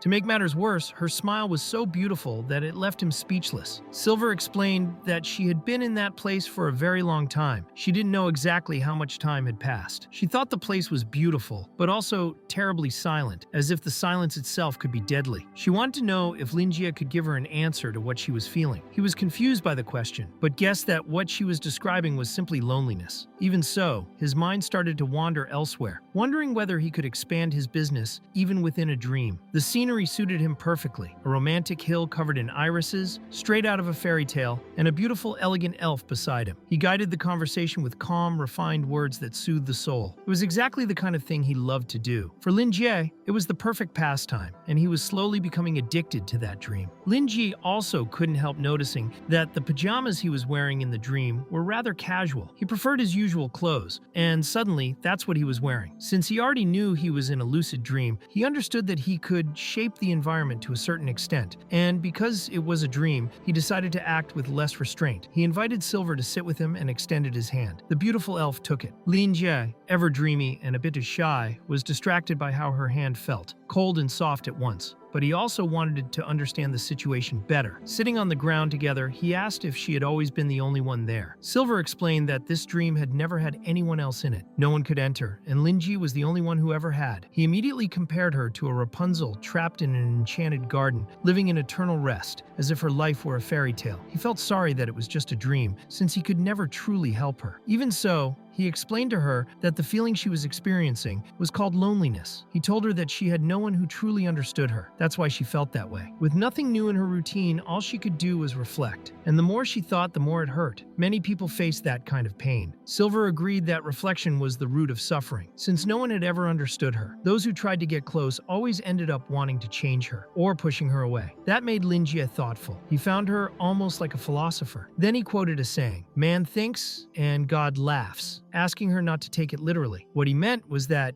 if God were to see a thinker with such extraordinary beauty as hers, he would smile kindly, and maybe, with that in mind, thinking wouldn't be so painful. It would be like having a silent understanding with God. He wondered if she found that idea romantic. Silver said he sounded like a novelist when he spoke that way. Linjie didn't deny it, but he also believed there was another reason he could talk to her so easily. He truly felt he understood her. Silver knew that too. If he had been able to appear in that dream, it meant he already understood her feelings. They were on the same level. Perhaps he was even a greater thinker than she was. Linjie found it amusing that a philosopher could compliment someone like that. In the end, it put him at ease. And since she seemed to accept him, he held her hand and made a request. He said it was a sincere wish and hoped she would accept it. Naturally, Silver was surprised. He wanted to know if she could be his friend. She didn't understand right away, but Linjie believed that deeply isolated people rarely took the initiative themselves. So it was better to offer friendship directly, leaving no room for refusal. The elf was confused, not knowing what he meant. Then Linjie explained that no matter how beautiful that place was, the scenery would always stay the same. Sooner or later, she would grow tired of it. Friends share stories from their daily lives. That can bring more happiness than solitude. But Linjie had a restless mind. Talking about sharing made him think of advertising. Thinking about advertising made him think of recommending books. He felt he wouldn't be himself if he didn't do it. Even outside the bookstore, he believed he could recreate a book from memory, just as he had done with his clothes. With that thought, he quickly created a book before her eyes. He offered it as a gift from a friend, saying it marked their first meeting. Silver took the book from his hands and explained that it had been a very long time since anyone had given her a gift. No one had ever taken the time to speak with her. She clarified that she had nothing besides that tree, its fruits, the flowers, and the honey. So she offered him one of each, saying that would be her gift in return. Linjie then noticed that the tree bore golden fruits. If that was a gift of gratitude, he realized he hadn't yet given the tree the appreciation it deserved. Just like with the flowers, he thought perhaps he could obtain some rare items from this unique experience, and wondered whether those fruits could be eaten raw. Silver smiled and handed him a golden fruit. Linjie felt that this dream was like a box of surprises, and the fruit looked as exotic as a painting. His curiosity to discover its taste was immense. He took a bite and noticed it was sweet, crisp, and seedless, not very different from an ordinary apple. Silver asked if he liked it, and he replied that he did, that it tasted sweet. Suddenly, the dream began to fade away. Linjie believed he was waking up and thought it strange, since it didn't feel like much time had passed. He then told Silver that he had to go. Silver held his hand, pulled him closer, and lightly bit his ear as a friendly gesture, making it clear that she hoped to see him again when night came. The scene changed abruptly. Yuen smoked his cigarette in silence, lost in thought. He felt that choosing Helix this time might have been a mistake, yet he also believed that choosing anyone else would have been worse. He had already betrayed his teacher and murdered his student. There wasn't much else left to do. A hooded figure stood beside him, and Yuen couldn't understand why such a simple mission required that person's direct involvement, especially since Yuen himself was a high-ranking individual. Yuen remarked that Jijishu had grown much stronger in a short period of time, and that neither he nor Helix together could defeat her. As for Frank Wilde, even after surviving a severe injury, he had gone into hiding to preserve his pride. Still, rumors said he had resurfaced. Yuen believed Wilde's power now seemed even more terrifying. He also knew that both Jijishu and Frank Wilde had ties to the bookstore owner on 23rd Street. To him, it was as if their fates had been rewritten. For that reason, he wanted to confirm whether the hooded one remembered the mission. The hooded figure confirmed that the task was to investigate the bookstore and its owner, simply to gather basic information such as the owner's appearance, the store's layout, and its exact location. Yuen wished for him to return with good news. Regarding the reports of Frank Wilde reappearing stronger than before, Yuen hoped they were false. The scene shifted to the hooded man arriving at the bookstore on 23rd Street, number 412. He entered easily, blending into a shadow. Upon inspecting the place, he noticed there was almost no magical reaction. Judging only by his senses, he would have said it was just an ordinary bookstore. He began to think his superiors had been mistaken, but decided to check the second floor. He passed the gargoyle, which merely watched him. After examining several rooms, he felt that only one carried an ordinary aura, nothing like that of a mutant. He already felt triumphant before finishing the mission, thinking he had worried for nothing, and that this was an extremely simple task. He believed Yuen had been overly cautious. Then he decided to open the bedroom door to see the bookseller and later report everything back. He intended to eliminate Linjie to ease Yuen's concerns. However, as soon as he opened the door, his eyes widened. Linjie was asleep, holding hands with himself, while the entire room was covered in flowers. At that moment, the hooded man was attacked. One of his eyes fell out. Desperate, he ran down the stairs, thinking that he had to destroy anything that threatened his lord's existence. Deep down, all he wanted was to serve him. Outside the bookstore, Yuen believed half an hour had passed. To him, his subordinate, named John, was far too efficient to take so long on such a simple, non-violent mission. This made Yuan start to suspect that the bookstore was anything but ordinary. In the end, he thought sending someone had been the right choice. Yet he still preferred to believe things weren't that bad. Even if something had happened to John, he trusted his abilities. Half of John's blood came from a shadow briozone, allowing him to merge into shadows twice as fast as normal. John could merge with shadows, conceal his aura completely, and infiltrate or escape with ease. For that reason, Yuan believed he could leave if necessary. Even so, worry grew. He began to suspect that John might have alerted the bookstore's owner. While thinking that, he noticed his cigarette had gone out. That struck him as odd. There was still a shadow standing there in the dark, rainy alley. Then he realized the danger. He hurled his cigarette case with full force and triggered a massive explosion. Yuan noticed that the rain had weakened his fire spell and decided to retreat. He still didn't understand why John was betraying him, but was already determined to kill him. He prepared a spell called Scorched Earth. John appeared in front of him, using his shadow to attack, piercing Yuan's arms with tridents. In response, Yuan set John's body ablaze and triggered his metamorphosis, warning that he was well aware of betrayals and ready for them. To Yuan, John's behavior was naive and foolish, but then John said that everything was already over. The words caught Yuan off guard. A massive skull appeared, rushing toward him. In that instant, Yuan realized this wasn't John. Confused, he demanded to know who the creature was. The being called Lin Ji, its lord, and referred to itself as his servant, vowing to remove any obstacle for him. Yuan couldn't understand. John had never been devoted to any church. In the end, Yuan believed this was some kind of warning from the bookstore owner. The scene abruptly changed again, to Helix receiving news of Yuan's death. He was completely caught off guard and wanted to know what had happened. His subordinate explained that there were photos from a magical forensic analysis of the scene. The culprits were dark mages from the Scarlet Cult. Helix was shocked by the records. He then understood that Yuan had sent someone to investigate the bookstore on 23rd Street, just as he himself had ordered. However, Helix soon realized that some creature had manipulated John's mind upon his return from the mission. That made him reflect on what to do next. The dark mages were gathering evidence and taking everything to the Scarlet Cult headquarters. One of them, Murphy, known as the Cleric, would be responsible for analyzing the materials. It was also suggested that they abandon the bookstore investigation and focus instead on incubating the mirror egg. Helix ordered that the White Wolf would cooperate fully and alone. Even so, he wanted to know whether this attack had been a direct warning from the bookstore's owner. He hadn't expected the answer to be so brutal. It was a critical moment for the mirror egg's incubation. They couldn't afford any mistakes, as the final result was approaching. Helix didn't care what kind of creature the bookstore owner might be. All he wanted was for Lin Jie not to interfere with their plans. The scene then shifted to Lin Jie himself, who had just woken up. He hadn't expected it to already be morning. Feeling refreshed, he was grateful to Old Wild, since using 2 portions of the dream herb had indeed given him very pleasant dreams. He truly hoped that everything was as Silver had said. Quickly, he went to the bathroom to brush his teeth, but as he brushed, he felt something odd. Looking in the mirror, he noticed that somehow he now had 8 more teeth than before. He had no idea what had happened, but decided he'd investigate once he could dream again. For now, he was just excited about the possibility of serving a new customer that day. Then he noticed something unusual. His neighbor always played the morning news at full volume at that exact time, but now everything was silent. Linji thought maybe the neighbor had blown a fuse again, or perhaps the video store owner, known for being quite timid, was sick and locked inside. He decided to knock on his neighbor's door, the one everyone called Fatty, and was startled by a loud scream from inside. Linji wanted to know if something had happened since he hadn't heard the usual news broadcast. Colin, Fatty's real name, was shocked that the bookseller had noticed something was off. To him, in horror movies, the characters who noticed strange things always died right after. So he pretended everything was fine and said he'd turn on the TV right away. The bizarre creature, however, was still inside Colin's house. As soon as the TV turned on, the news started playing, and Linji learned that there had been an accident. The atmosphere also felt strange, confirming his suspicion that Colin was genuinely frightened. Even so, Linji told him he should rest to improve his quality of life. To Colin, those words sounded like a typical horror movie warning, as if Lin Jiao were telling him not to do anything stupid if he wanted to stay alive. Though he felt young, Colin didn't want to die and thought it had been wise not to ask the priest for an exorcism. When Lin Ji called for him again, Colin didn't answer. He accidentally sent a message to Father Vincent from the Dome Church and panicked. He began to believe his life was completely ruined and that it was too late for repentance. All he wanted at that moment was for the priest to save him, for he saw himself as a poor lamb in danger. Still, he tried to reassure Lin Ji that he was fine. Lin Ji decided to leave Colin alone, though he still still suspected he was hiding something. He wasn't sure whether he should buy a conciliatory gift or simply visit his neighbor again. Before he could decide, the bell above the bookstore door rang, and he quickly went to greet the new visitor, a young, energetic girl. The young woman was Melissa, and she had come to see the bookstores mentioned in the documents left by her father. Linjie wanted to know if she needed anything, but she just observed the place in silence. She thought it was nothing more than an ordinary bookstore and was surprised to find out it was classified as level 1. Directly, she asked if Linjie was the owner, and he confirmed, saying she could ask anything she wished. He also explained that the books were available for purchase, borrowing, or research. Even so, Melissa wasn't particularly impressed by him. She didn't think Linjie was as remarkable as her father had described, even suspecting that her father might have exaggerated in his praise for the bookseller. Melissa felt frustrated for having walked through the rain only to find an ordinary bookstore. She wanted to know if Linjie would really do whatever she asked. He found the situation quite strange, but replied that he could, as long as it wasn't something outrageous. Without hesitation, Melissa asked for an arm wrestling match and wanted to know if that was too much. Linjie was completely stunned. He began to wonder if she was really a normal girl. No ordinary person would ask for an arm wrestling match inside a bookstore. He started to feel that something strange was going on. He remembered that Melissa had wiped the mud off her shoes in a puddle outside, which made him think she had good manners. Her neatly kept red hair also suggested that she came from a well-off family. Still, she looked disappointed. He wondered if she had just come in to escape the rain. It all seemed intentional, yet it only made him more confused. It was very odd for a girl to suddenly walk in and ask for an arm wrestling match. Linjie thought that maybe some previous customer had been spreading rumors about the bookstore. Then he noticed something. She looked slightly similar to Joseph. At that moment, he had no more doubts. She must be related to him. While Melissa stared at the bookseller, she felt a strange pressure in the air and asked if something was wrong. To her, an arm wrestling match shouldn't be such an extravagant request. Linjie realized he had been staring at her for too long and said that he didn't mind accepting the challenge, but first, he wanted to ask a few questions. She agreed. His first question was whether she was there because of Joseph. The girl was startled and asked how he knew that. Linjie realized he had guessed correctly. He asked her not to be so surprised, explaining that the two of them looked quite alike. From her manner of speaking, Linjie assumed she was Joseph's daughter, which made her angry. She couldn't understand how anyone could make such a claim based on just a few words. Linjie's second question was why she wanted an arm wrestling match in the first place. Melissa explained that Joseph had told her that whenever she was bothered by something but couldn't act because of certain restrictions, she should challenge someone to an arm wrestling match. Linjie found that oddly specific. She added that, according to Joseph, refusing such a challenge made one appear weak. Even if the opponent declined, it was still possible to pressure them into accepting. And besides, it created a good excuse to beat someone up if they got angry and fought back. Linjie was dumbfounded by the kind of things Joseph taught his children. To him, that was pure military thinking. In the end, he didn't know how to react. Melissa was excited and declared that whoever won twice would be the overall winner, finding the rule fair. Linjie thought she just wanted to take out some frustration toward Joseph and had chosen him as her target. He no longer thought she had good manners and decided that he needed to correct this kind of attitude. Mentally, he apologized to Joseph and resolved to act for her own good. Thus, the two began their arm wrestling match. Melissa was worried. If Linjie wasn't a Class 1 individual, she didn't know how to hold back against an ordinary person. When they began, Melissa lost instantly. She was completely shocked and just wanted to understand how that was even possible. Up until that moment, Melissa had believed Linjie possessed only the strength of a normal man. He looked at her with a calm confidence, which irritated her. How could someone like him defeat her when she was at such a terrifying level? Meanwhile, Linjie commented that she was very strong and that it was genuinely impressive. He admitted that he had struggled a bit during the match and initially thought they were evenly matched. In the end, he seemed to be sincerely apologizing, but Melissa thought he was being sarcastic. Even so, as an apprentice knight, she still had her pride. She refused to lose so easily and made it clear that whoever won twice would be the true victor. She was determined to go again. Linjie was alarmed by her ferocity. The expression on her face seemed to say she wanted to devour him, and it no longer felt like a simple game. They took their positions again and counted down from 3 to 1. Melissa put all her strength into it, her arms trembling, while Linjie found the sight contradictory. She was straining with all her might despite her delicate appearance. He began to laugh and won again, quickly. For Melissa, that second defeat felt like the end of her life. She thought it was all over. Linjie, on the other hand, said it was just an arm wrestling match and couldn't understand why she took it so seriously. He wanted to remind the foolish girl that if it had been a real knife fight, she'd already be dead. He flicked her forehead to snap her out of it. Melissa thought he was being cruel, but deep down, Linjie only wanted her to remember that lesson and be more careful in the future. Since she was still young, he worried that if she continued acting that way, she might grow up to be a delinquent. He even pictured her that way for a moment. In the end, he had had fulfilled her wish, and now wanted to know the real reason she was in his bookstore. Melissa then explained that she had come to borrow a book. That made the bookseller excited. He quickly shifted into an animated, almost greedy merchant's demeanor, like Mr. Krabs, and asked why she hadn't said that from the start. Melissa explained that she had already read half of the book her father had borrowed but hadn't been able to finish because Joseph almost caught her. That's why she wanted another copy, to find out how it ended. Even so, she worried that the bookseller wouldn't want to help her because of the earlier arm wrestling commotion. Linji thought the issue between her and her father was just a matter of misunderstanding, and that the book, The Little Prince, had been the cause of it. He wanted to understand why she hadn't tried talking to her father first. Melissa replied that Joseph would be furious if he knew she was reading that kind of book. She was sure he would never allow it. Linjia found that odd. To him, it was a completely ordinary book, but for the people of that world, the words it contained held mysterious effects. Still, Linji believed it was just a matter of understanding. He thought that if she explained things calmly, Joseph would come to understand. But Melissa shouted that her father had never understood her. Melissa felt frustrated that Joseph was always busy with work. To make matters worse, even when he was home, he would find reasons to scold her. Whenever she tried to show the results of her training, he would reprimand her, saying it wasn't enough, and then start comparing her to his own younger days. No matter how hard she tried, Joseph never seemed satisfied. He never showed pride. Linjia began to think this was a typical case of a strict father reacting to poor grades. If that was the case, he believed he could help Melissa impress her father. In Linjia's mind, it seemed like a classic situation. A workaholic father who had neglected his daughter's upbringing, and when trying to reconnect, only managed to criticize her. To him, that was the pain of fatherhood, trying to do the right thing, yet ending up doing everything wrong. Then he thought of the perfect book for the occasion. He believed that when a child behaved rebelliously or rudely, it was because they weren't studying enough. So he picked out a book called 5-3, which, according to him, could cure anything. Linjia took a quick look at the school subjects of that world and realized they were quite similar to those on Earth. So he decided to enrich the girls' knowledge with a few natural science books. It was a different world, but with the same kind of nightmare. He placed 4 books on the table. Melissa wanted to know what those volumes were. Linjia explained that with them, she could impress her father. Melissa, however, thought that impressing Joseph was simply impossible. She told him that she had been training in combat since she was very young. She had always done it tirelessly, but never received any praise. All he ever did was mock her. No matter how hard she tried, people always expected too much. After all, she was Joseph's daughter. Everyone said she had to be excellent. Her own father often said that at her age, he was already at a terrifying level. Comparing herself to that past was what discouraged her the most. Meeting his expectations seemed impossible. Linji calmly said that none of that mattered. To him, her father just wanted to see his daughter grow. All she needed to do was follow the path of honesty. If he noticed she was trying to improve, he would be happy. The librarian explained that if Joseph saw progress, he would only scold her for small things, no longer for big ones. Melissa grew even more frustrated. She didn't understand why the bookseller acted as if he knew her father so well. Still, she found his words convincing. She wanted to know if he really believed those books could help her become stronger, if they were truly capable of earning her father's approval. She wanted to understand what kind of books they were. She wondered if they were manuals on bodybuilding techniques or secret skills for mana control. In the end, Linji thought the girl wasn't as foolish as she seemed. He knew that knowledge was power and wanted to know if the girl desired that power. As long as she could understand the books and endure the pain, they would be the key to opening the door she sought. The book began to glow in Melissa's hands. To her, those books were clearly different. The work transformed into the key to the origin of the void. It was as if a massive gate had appeared before her. Instinctively, she tried to open it and began to fall. There, in that strange space, she began to grasp, in her own way, the same lesson all of Linjia's other customers had learned. It was the price to be paid for knowledge. Her future self would surely thank her for it. It was as if the world were disintegrating and rebuilding itself before her eyes. She wanted to find the only correct answer. Suddenly, she was back in the bookstore, panting. She didn't know whether she had died or experienced something beyond ordinary life. The lingering feeling seemed to come from the very essence of her soul, but now from a new origin. Even without understanding what had happened, she wanted answers. She felt it was the pillar of creation, a master key capable of opening all doors. As a knight, she realized she could use that power directly. She could draw strength from other knights without facing barriers. That was something only a god could do. And now she wondered if this was the true power of an indescribable level. She had never dreamed of anything so absurd, but Linjia had surpassed all limitations and created a new version of her. It was terrifying. Melissa began to believe that the librarian was a demon. Linjia, on the other hand, thought he had merely awakened her psychological shadow. He remembered that she wasn't good at math and thought he could help her with the basics. Wanting to check if she was okay, he gently touched her shoulder and said he could answer any questions. He assumed she hadn't fully grasped the content of the book. Melissa, however, thought he was plotting something evil. Fear began to grow within her. She believed his help would disregard her feelings and lead to terrible consequences. She felt like a mere toy in his hands. She even wondered what would happen if he tried to do something bad to her. Meanwhile, Lin Jie considered offering another book if she still felt unwell after reading 5-3. On second thought, he decided to lend her Tertius, a book used for review. That way, she could strengthen her knowledge of the subjects and resolve the conflict with her father. Lin Jie felt great about helping his customers. He was determined to encourage Melissa, believing that with the right support, she could earn her father's praise. Seeing that she looked downcast, he tried to understand whether she was afraid of not being able to handle the books. Still, he told her that he saw a talented girl with a bright future. Melissa felt she was stepping onto a path of no return. She believed the books carried the power of an otherworldly entity. The bookstore owner seemed like a guide, a herald of the unknown. Lin Jie emphasized that if she worked hard, she could obtain that power, change her reality, and make her father proud. With no other choice, Melissa agreed. She took the books and bowed before the librarian. She said she wasn't afraid, thanked him for his generosity and guidance, promised not to disappoint him, and apologized for her earlier behavior. Lin Jie, though confused by her sudden change in attitude, thought everything was fine. He only asked her to remain honest and curious. The door of knowledge would always be open to her. In the end, Melissa bought the books and quickly left the bookstore. It was still raining outside, and she was deeply shaken. She had gone there only to rent a book, but had ended up buying them all on impulse. To her, it didn't matter anymore. She opened her umbrella and started walking down the street. She needed to return home as soon as possible. Still, she seemed a bit unstable. In her mind, she kept telling herself that once she got home, she could start studying immediately, as if she were possessed. The scene shifts abruptly and shows Jishu having a disturbing dream about running away. She wakes up startled, unable to recognize where she is. Her mind is still foggy, and the only thing she can remember is being forced to use teleportation twice to escape the attacks of a dark mage. Her ribs ache, but when she realizes she is still in one piece, she concludes that she's alive. Even so, she has no idea what happened to Kay and Max, nor can she identify the place where she ended up. While she tries to make sense of the situation, an elf enters the room and tells her not to move, explaining that her injury is still serious. Jishu is surprised to see an elf, especially here in Noken, a city marked by chaos. Shocked, she asks whether she was saved by the elf, which the woman confirms. The elf explains that she had only recently arrived in Noken and was caught off guard by an intense magical fluctuation, something that deeply affects elves due to their sensitivity to mana. During a trip to the market,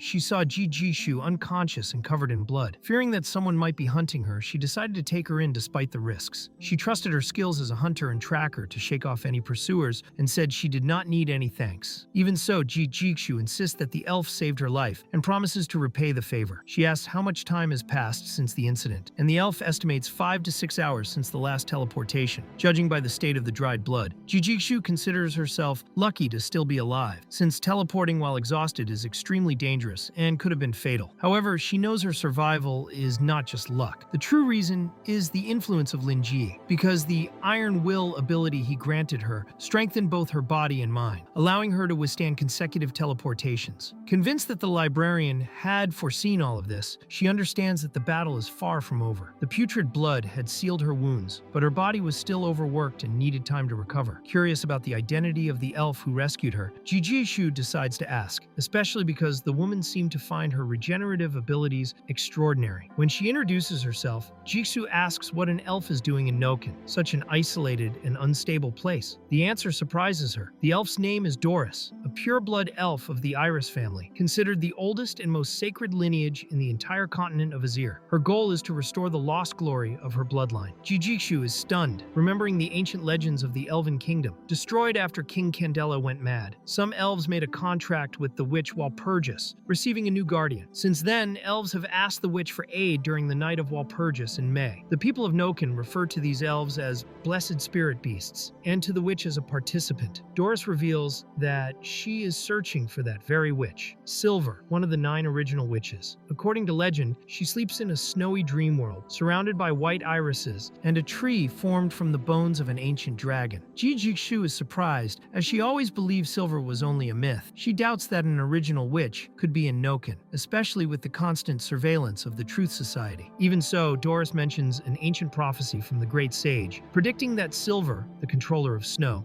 would awaken in Noken to protect those chosen by the stars. Still, even she finds the prophecy vague. Concerned, Jijishu warns the elf about the dangers of staying in the city. But Doris misunderstands, thinking she's referring to the weather, and says she is used to hostile environments. Jijishu's concern, however, is for something far more dangerous: the magic mirror egg, an artifact capable of corrupting minds and creating a powerful dream creature. She chooses not to reveal this, fearing the situation could spiral out of control. Still, Jijishu asks Doris not to leave the house for the next few days, saying Noken is far too dangerous. Doris agrees, but points out that the one truly in danger is Jijishu herself. Jiksu then explains that, as a hunter, she faces the abyss every night, fighting to protect the innocent from wild beasts. She says a hunter's strength also comes from those who came before them. This remark makes Doris recall the ancient hunters, and she begins speaking as if she had witnessed it all, leaving Jijishu confused. In the middle of this serious conversation, an unexpected incident occurs. The house catches fire because Doris forgot a pot of soup on the stove. This makes Jiksu doubt the elf's supposed life experience. The scene then shows the soup, made with lamb, which Doris proudly offers, saying it is a special recipe for recovering patients. Even skeptical, Jijishu tastes it and is surprised by the flavor. Doris explains that the ingredients are fresh, and Jiksu, satisfied, even asks for seconds. Taking advantage of this calm moment, Doris asks if Jijishu knows anything about the witch silver, but the hunter replies that she is already involved in something dangerous and cannot take on anything else. Still, she recommends that once the rain stops, Doris should go to the bookshop on 23rd Street and look for Lin Jie, someone who might answer her questions. Curious, Doris asks who this man is. Jijishu explains that Lin Jie is the one to whom she swore loyalty, a man capable of spreading divine teachings across the world, whose omniscience is almost impossible to put into words. Intrigued, Doris comments that she studied the Truth Society's mutant records, but never found anyone with that name, making her even more curious. Jiksu explains that Lin Jie lives reclusively, hidden from the world, but he was the one who guided her, taught her, and strengthened her, allowing her to face enemies she could never defeat alone. The devotion in Jijishu's words catches Doris's attention, who compares her to a female captivated by an alpha. To the elf, Jiksu's faith resembles that of elves toward the witch Silver and the ancient dream of restoring the Walpurgis Night contract. At that moment, Jiksu decides to show the gift she received from the librarian. She removes the upper part of her clothing and reveals what he had bestowed upon her. Upon seeing it, Doris is shocked. The near-fatal wounds Jiksu had suffered had simply vanished, and after less than 10 minutes awake, she already radiates strong vitality, evidence that the dream beast's blood still flows in her body. Faced with this display of power, Doris begins to believe Jijishu's words about the librarian and the bookshop. Impressed, she recognizes that Lin Jie is extraordinary. Jiksu explains that he is gentle, benevolent, powerful, and that the gift she received is something trivial for him. Convinced, Doris says she will visit the bookshop as soon as the rain stops. In gratitude, she offers her home for Jiksu to rest more comfortably, prepares a warm bath, and provides clean clothes. Jijishu thanks her for the hospitality, apologizes for the trouble, and begins wondering how she might contact her subordinates. At heart, she also feels touched by Doris's kindness, enjoying the bath to relax and recover. Meanwhile, alone in the kitchen, Doris reveals a more skeptical side. Although impressed, she still believes that only the original witches are truly omniscient. To her, the rest are merely talented frauds. In her mind, those who deceive others shouldn't be surprised when punished by powerful clients. Thinking this, she decides to make use of the food she had forgotten cooking earlier, avoiding further waste. The narrative shifts focus to Helix, who interrogates one of his subordinates about the disappearance of the scout Barker, who vanished during a mission. Not even the Scarlet Cult has information on the man's whereabouts, which infuriates Helix. He grabs the subordinate by the neck, furious at the lack of answers. The man tries to explain, saying all traces were erased perfectly, and not even forensic mages could find anything. Out of patience, Helix orders the investigation to continue at all costs, even if many lives are lost. He then asks about Charles, another person of interest. The subordinate replies that Charles has awakened, with his body preserved by UN. Helix knows that the evangelist Murphy, one of the Scarlet Cult's members, brought Charles back to life, injecting him with memories useful to their cause. Based on reports left by Ryan, known as Rat, Charles was Wild's favorite disciple, which explains why UN killed him. Now Helix wonders what Wild will do when he sees his apprentice return from hell, burning with vengeance. To him, Charles is the key to generating the energy needed to hatch the magic mirror egg. The scene then shifts back in time, revealing Wild's past. He appears young, wielding a colossal scepter in a snowy landscape. Before the skeleton of a giant dragon, Wild celebrates having reached the correct location and begins invoking his master, the giant king Slater Augustus, also known as the Black Emperor and the last descendant of the giant race. Speaking his name with reverence, Wild requests an audience with the ancient king. Wild knelt before the sleeping Colossus and asked the giant king, Slater Augustus, to bless his disciple and witness the fruit of his work. The ancient king replied in an enigmatic tone, saying that Wild no longer needed magic. Even as a living fossil among dark mages, his body had not yet been fully taken by petrification. Suddenly, the colossal skull of the king expanded, revealing a new head that rose into the air as if awakening from a long slumber. The giant manifested his presence before Wild, saying it had been a long time since he last saw his pupil. Curious, he asked the reason for the visit. With reverence, Frank Wild explained that he had completed his mission and presented the creature he had created, a gargoyle. He asked his master to evaluate it. Slater Augustus examined the creation and was impressed, admitting it was nearly perfect. He then declared that the moment had been predetermined by fate, and because of that, Wild was now ready to be officially recognized as an independent dark mage. Overwhelmed with emotion, Wild bowed deeply, thanking him for the teachings and saying it was an honor to receive his master's approval. The king wished him luck, asked him never to forget his destiny, and revealed that he would be his last disciple. At the time, Wild didn't understand the true weight of the king's words. His heart was filled with pride and hope. He wished to embody the ideal of a classic dark mage, mysterious, elegant, and powerful, so he chose to walk that path. However, he would later realize that such youthful arrogance was the beginning of his downfall. The scene shifts to an orphanage. Wild walks down the hall, accompanied by a staff member. The man is surprised that someone so important would want to adopt a child, especially since there were so many orphans and so few resources. Wild observes the children carefully, then points to a newly arrived boy in terrible condition, nameless, dressed in rags and with frightened eyes. Approaching the boy, Wild introduces himself and offers him two choices: stay there and die, or go with him. The staff member reacts nervously, but the desperate boy cries, saying he doesn't want to die. Without hesitation, Wild lifts him into his arms and declares that from that moment on, he would be his disciple. He assures him that he would never die again and that he should take pride in that. Nameless until then, the boy is given the name Charles. Grateful, he begins calling Wild Master, and so Wild's first disciple was born. Among dark mages, teachings were passed down orally, and the bond between master and disciple was deeper than blood ties. Over time, Wild also adopted another disciple, Yuen. Thanks to his power and influence, he believed he could protect the two of them, but he was mistaken. Something terrible was about to happen to Charles, his first and most beloved disciple. Perhaps because he cared too much, Wild let his guard down, an error a dark mage should never commit. By the time he realized what had happened, it was already too late. Although he exacted revenge on the dark mages who killed Charles, he never managed to find the boy's body or soul. Without that, even seeking out Slater Augustus was useless. Resurrection was impossible. In the end, Wild knew he had lost Charles forever. That regret became a deep, lingering guilt, a weight he carried like an eternal sin. Suddenly, the scene shifts. Frank Wild jolts awake from an intense dream in which he revisited his master. The dream left him confused, but it also brought a foreboding sense of destiny. It felt as though everything had been predestined. Perhaps the professor had already known Wild would meet Lin Ji, deliver the gargoyle, and fulfill his final mission exactly as foretold. Now Wild was beginning to understand how his master had felt. If he had even half of the professor's wisdom, he would never have allowed Charles to die. Perhaps deep down, Charles hadn't truly died. Perhaps he had slipped through some crack in the dream world. That thought ignited a strange, almost absurd hope in Wild. It was as if he were still trapped in the past, unsure if he was waiting for a miracle or only deluding himself to endure the pain. Suddenly, a sound came from the door. That was the safest hideout in Noken, and only two people knew about it: Wild and Charles. From outside, a voice called his name. It was Charles, asking if the master was there. Wild froze. The voice continued speaking. Charles explained that the dark mage Fred had tried to kill him in revenge, but he had fallen into a crack in the dream world and survived. Inside, everything resembled an orphanage. Now, he was there, asking the master to open the door. Still in shock, Wild walked to the entrance with his heart racing and opened the door slowly. On the other side, he saw Charles collapsed on the ground, weakened. Wild approached carefully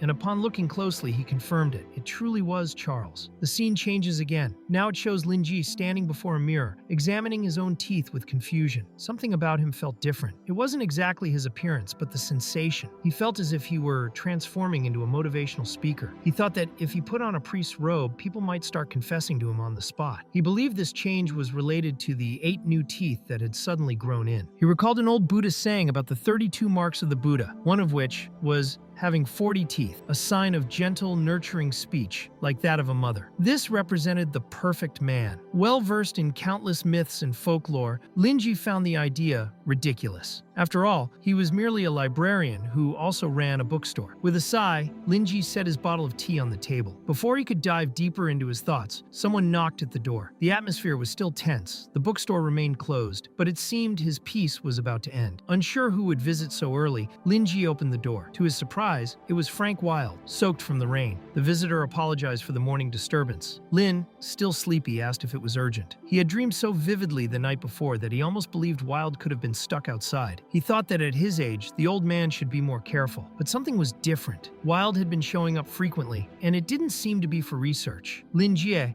began to suspect something was wrong, something the mage wasn't telling him. He decided to give the man a moment to compose himself. He boiled some water and prepared black tea while the visitor thanked him quietly. Knowing Wilde wasn't there to borrow books, Lin thought it was a good moment to start a conversation. He asked whether Wilde knew the tale of the farmer and the snake. When Wilde showed he didn't, Linji explained that it was a simple fable. In a harsh winter, a farmer found a snake freezing by the roadside. Out of pity, he held the creature against his chest to warm it. Revived by the heat of the man's heart, the snake's first act was to bite his chest, killing him. Linjia concluded that it was a short story, but full of meaning. Then he asked Wilde whom he thought was at fault, the farmer or the snake. He explained that it wasn't a fable about justice. The farmer acted kindly, but died anyway. And when that happens, should he blame his own naive kindness? Or the snake's cruelty? Old Wilde fell deep into thought. He already knew that the librarian Lin Ji was someone different, someone who saw the world in a unique way. Still, the fable he told felt like more than a simple story. It sounded like a direct warning, similar to those passive-aggressive messages ants share in family WhatsApp groups, the kind everyone ignores, but that sting the one who understands. To Wilde, the farmer wasn't at fault. He was simply too kind. And the snake wasn't wrong either. It merely followed its nature. Lin Ji noticed that Wilde answered without beating around the bush, but made it clear that the moral of the story depended on one's point of view. According to him, everyone should try to put themselves in another's shoes before judging. Then, without hesitation, he asked the old man how he would feel if he were the farmer himself. The question caught Wilde off guard, and he replied that he might feel regret. But Lin Ji corrected him immediately, saying there was no room for might. The regret would come from not understanding people's true nature early enough. Too much kindness in the real world could be a grave mistake. In a world full of wicked people, trusting easily should be considered a flaw. Not everyone deserves compassion, and the farmer died only because he let his guard down. That gentle smile he gave before dying wasn't a sign of nobility, but of carelessness. Wilde took his words in a more philosophical direction. He found it hard to believe that anyone could live without a heart. With that thought, he concluded that the real Charles had died a long time ago. Lin Ji wanted to know whether the old man had understood the message, and Wilde confirmed that he had. The librarian was satisfied. He realized that telling a short fable at the beginning had helped relax the old man and allowed him to start confronting his own feelings and problems. Even so, Lin Ji knew the matter was serious. Wilde had lived alone for a long time, and the very fact that he had rushed to the bookstore already indicated that something significant had happened. Perhaps it was a family issue. Though Lin Ji wasn't sure whether Wilde even had any living relatives left. He only knew of 2 adopted sons. One had moved far away and cut contact. The other had reunited with his biological parents and had several falling outs with the old man. So Lin Ji asked if the reason for the visit had to do with Charles, and Wilde, straightforward as ever, confirmed it. Charles had returned. Lin Jie interpreted it in his own way. He remembered how sensationalist TV programs loved exploiting inheritance cases and family disputes, and he knew when a missing person suddenly reappears, they don't always return as the same person they once were. Sometimes they come back only out of interest. He warned Wilde that the Charles who had returned might not be the same one from his cherished memories. Wilde began to tremble as he held his teacup. Lin Jie knew reality was harsh, but he wanted to understand how far the old man was willing to distance himself from the illusion. Would he keep attributing human feelings to someone who didn't deserve them? Did he still see an innocent farmer or a venomous snake? Wilde took a sip and finally admitted that the librarian was right. He had been fooling himself. He recalled the times Charles would call him master, always smiling. The image that came to his mind was of Charles, cheerful, saying he had heard the master wanted to see him. But Wilde scolded himself silently. He knew Charles should have knocked before entering the workshop. He had said that many times already. After all, a dark mage must always act cautiously. Even so, Charles seemed to understand the message, and Wilde decided to set that rule aside for a moment. Soon after, he remembered that Yuen needed help with an experiment, bringing him back to reality. But even with his thoughts returning to the present, he admitted that his memories of Charles were far too beautiful. Even without being able to distinguish what was real from what was imagined, he kept clinging to those scenes. The longing was so strong that Wilde preferred to deceive himself, reliving the good moments with his disciple in his mind. He understood that Linjia's warning was important, but at that moment, the old man was almost in a trance, lost between reality and memory. It was time to let the memories die. What needed to die would die, and anyone who tried to use that decaying body to manipulate his former disciple would face Wilde's wrath. He already had that certainty within him, but told Linji that he just wanted to stay a little longer in the bookstore, even if he was deceiving himself. Deep down, he knew that some dreams must come to an end, and so he decided that the one who had returned was no longer the real Charles. With that firm thought, Wilde turned his back and left the bookstore, thanking the librarian for yet another valuable piece of advice. Now, with a clearer mind, he knew what needed to be done. Linjia only wanted to be sure the old man was aware of the choices he would make, because handling the situation properly would require strength. Charles had been like a son to him. Even so, Lin believed that if Wilde stood still, the regret would be even greater. He understood that facing the truth was painful, but someone was impersonating his disciple to take advantage of it, and that couldn't continue. So he left one last piece of advice for old Frank. Wilde agreed. He admitted he had been foolish and decided to act quickly, leaving no openings. He said he would call a meeting and share Linjia's words, which made the librarian a bit uneasy. Meanwhile, the rain continued falling outside. Elsewhere, the fake Charles communicated through red eyes, excited about the progress of the mission. He believed he had gained the old man's trust and would soon learn the secret spells Wilde had guarded so carefully. He did everything in the name of the Scarlet Cult and Madame Murphy. But in the midst of this communication, Wilde returned and interrupted it. The impostor pretended to be surprised, but Frank asked him to fetch the sacrificial dagger, believing the disciple knew exactly where it was. Frank Wilde explained that he needed to test an important spell and that he would make a few preparations alone, but would rely on the boy's help afterward. The impostor headed toward the dagger, thinking he was about to receive the special spells he coveted so dearly. If everything went according to plan, he would complete the mission swiftly, using his disguise as the beloved disciple to assassinate the old man. But unexpectedly, Wilde stabbed the dagger straight into the impostor's head, leaving him completely stunned. The old man did not hesitate. To him, this was a way of granting rest. Death, in his eyes, was a form of peace. Without wasting time, he cast the Eternal Rest coffin spell, and upon doing so, uncovered the truth behind the whole plan. Murphy was responsible. The scene then shifted to the Scarlet Cult's headquarters, a secret hall under the control of the evangelist. Murphy stood upon a blood-drawn pentagram on the ceiling, surrounded by silent prayers, when she heard a strange noise. Her eyes widened,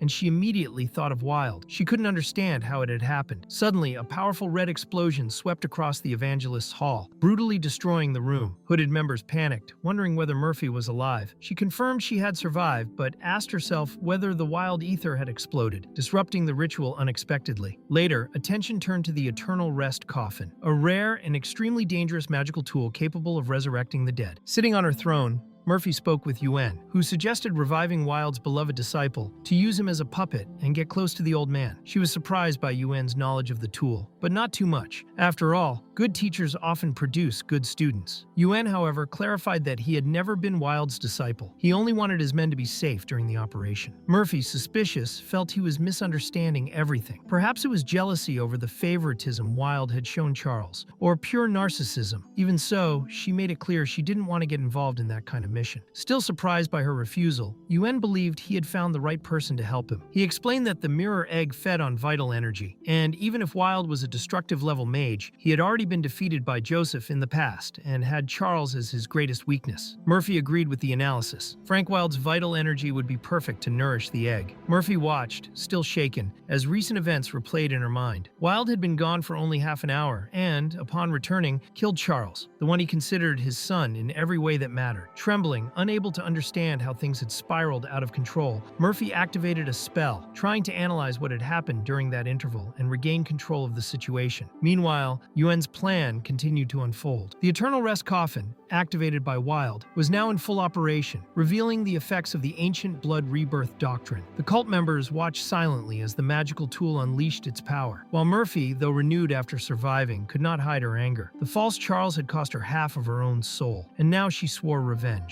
She wanted Wild to pay dearly for it. A subordinate rushed in, informing her that Helix, leader of the White Wolf Pack, wanted to speak with her. Initially irritated, Murphy ordered him to go away, but then she reconsidered and allowed him to enter. Helix approached, saying it was an honor to meet her in person. He explained that he had tried to request other audiences in the past, without success. But Murphy, tired of formalities, told him to get straight to the point. Under pressure, Helix confessed that he knew why her plan had failed. According to him, Murphy herself was the cause of the defeat. He mentioned the parasite from the dream world, the one that had taken over John's body long ago. It was an entity stronger than the terrifying level, but short-lived. Since it didn't seem to last long, Murphy didn't consider it a real threat and focused all her attention on the egg of the magic mirror. That miscalculation, according to Helix, was fatal. He revealed that during the time Wild was away from the bookstore, only 30 minutes, something essential had happened, and it completely ruined her plan. Meanwhile, on the other side of the city, Linjie was having a peaceful day. He was alone in his bookstore, revisiting classics and analyzing the dreams left within the books. Then a new customer appeared. He hadn't expected so many visitors that day. He welcomed the girl as usual, following his routine, and offered answers to any questions she might have. The visitor, named Doris, became excited, but Linjie explained that the answers would only come within the limits of his business. He found Doris impressive. Her beauty made him think of a perfect elf, like those from anime or films on Earth. For a moment, he wondered if she belonged to a group of professional cosplayers, since her appearance was extremely realistic. Her image triggered nostalgia for past times, reminding him of the well-developed cosplay industry that existed in more modern worlds. Linjie was surprised to see something so professional in Noken. For a moment, he even thought she might be a real elf. Then he realized it made sense that the figure of Silver in his subconscious was represented as an elf, since that reflected what fascinated him most. Doris, in turn, quickly noticed she was face-to-face with the famous bookstore owner, the same man Jishu had spoken of with such respect. Even so, Linjie didn't seem surprised by the recognition. His joy was quiet and deep, something typical of beings with long lifespans. The girl wondered why he was looking at her that way, but before reacting, she used her mana perception inside the shop, suspecting that Linjie wasn't as ordinary as he appeared. Then she noticed something unbelievable. Linjie had 40 teeth, something far beyond the limits of human anatomy. She suspected it was the price of his supposed omniscience. To her, he was an elder with a human appearance, bearing an ancient heart and frightening power, someone who had chosen to live discreetly among mortals. Doris also sensed his nostalgia when he mentioned the Iris family, and at that moment she felt mana returning, making her eyes widen. She sensed the aura of the Silver Witch and realized that the dream world of that entity was present there, on the bookstore's discreet second floor. And then she understood. That place housed the original witch, and the bookstore owner himself was the one blessed by the stars, mentioned in ancient prophecies. Even without fully seeing Silver's dream world, Doris knew the witch had chosen someone, and clearly it was Linjie. This made her realize that Silver had not yet decided whether to re-establish the contract with the Iris family. And if she did, it could bless them all. But if she decided not to, Doris would have to proceed with caution. She then introduced herself to Linjie, explaining she came on Jishu's recommendation, who claimed to have been helped there, and described the bookstore owner almost as a divine being. Linjie was surprised and a bit embarrassed by how highly Jiksu regarded him. He responded modestly, saying he was not a god, just an ordinary bookseller, assuming Jiksu had exaggerated. Doris, however, saw in his demeanor the reason Jishu considered him omniscient. To her, it was enough that he protected her to justify such devotion. Doris explained that Jishu had spoken extensively about her admiration for Linjie and recommended that she visit the bookstore to see if he could help her. From that, Doris felt excited, knowing he was someone favored by the Silver Witch, while Linjie pondered the matter of old families. In a city like Noken, it wasn't surprising to meet noble lineages, since besides regular and poor areas, there was also the Central District, home to the richest and most influential families. For that reason, Linjie didn't find it strange that Doris had enough resources to afford such an elaborate cosplay. He soon realized that his new customers usually came by recommendation from previous ones, showing that his reputation was slowly growing. So, in a more direct tone, he asked what her real problem was. Doris explained that since Silver had already given a sign and the dream world manifested here, she would leave judgment in his hands, the chosen one. She said she came from an old family that that had long carried the glory of the Iris name, but over time had lost faith and become just another family without dreams. Her wish was to restore that ancient glory, and for that, she hoped to count on Lin Jie's help. He understood that the problem was tied to his former profession, which involved the study of customs, folklore, and traditions. To him, folklore was broad: art, mysticism, noble families, ancient books, calendars, and all sorts of knowledge passed down through generations. The Iris family's problem was more serious than it seemed. By losing their faith, they also lost the true meaning behind their family emblem, which resulted in a loss of prestige among the nobles. Doris wanted to recover their history, understand the symbols and meanings behind the emblem, and reclaim her family's place in society. Lin Jie explained that her case required someone trustworthy and experienced, since a mistake could compromise the family's credibility. Helping with that kind of matter wasn't simple or free, since it involved much more than just giving advice. But before he could finish his reasoning, a strong flash and noise caught his attention at the bookstore entrance. Surprised, he saw a bright light filling the place, as if a spotlight were intentionally aimed inside. Considering the street ran parallel, it made no sense for that light to be there by accident. Lin Jie found the approach rude and suspicious. Outside, there were police cars, and an officer made an announcement saying that whoever was inside was violating the law, falsifying identity, and would therefore be arrested. He found it all absurd, but still decided to step outside to observe the situation and, if necessary, test the black liquid he had prepared. Before he could,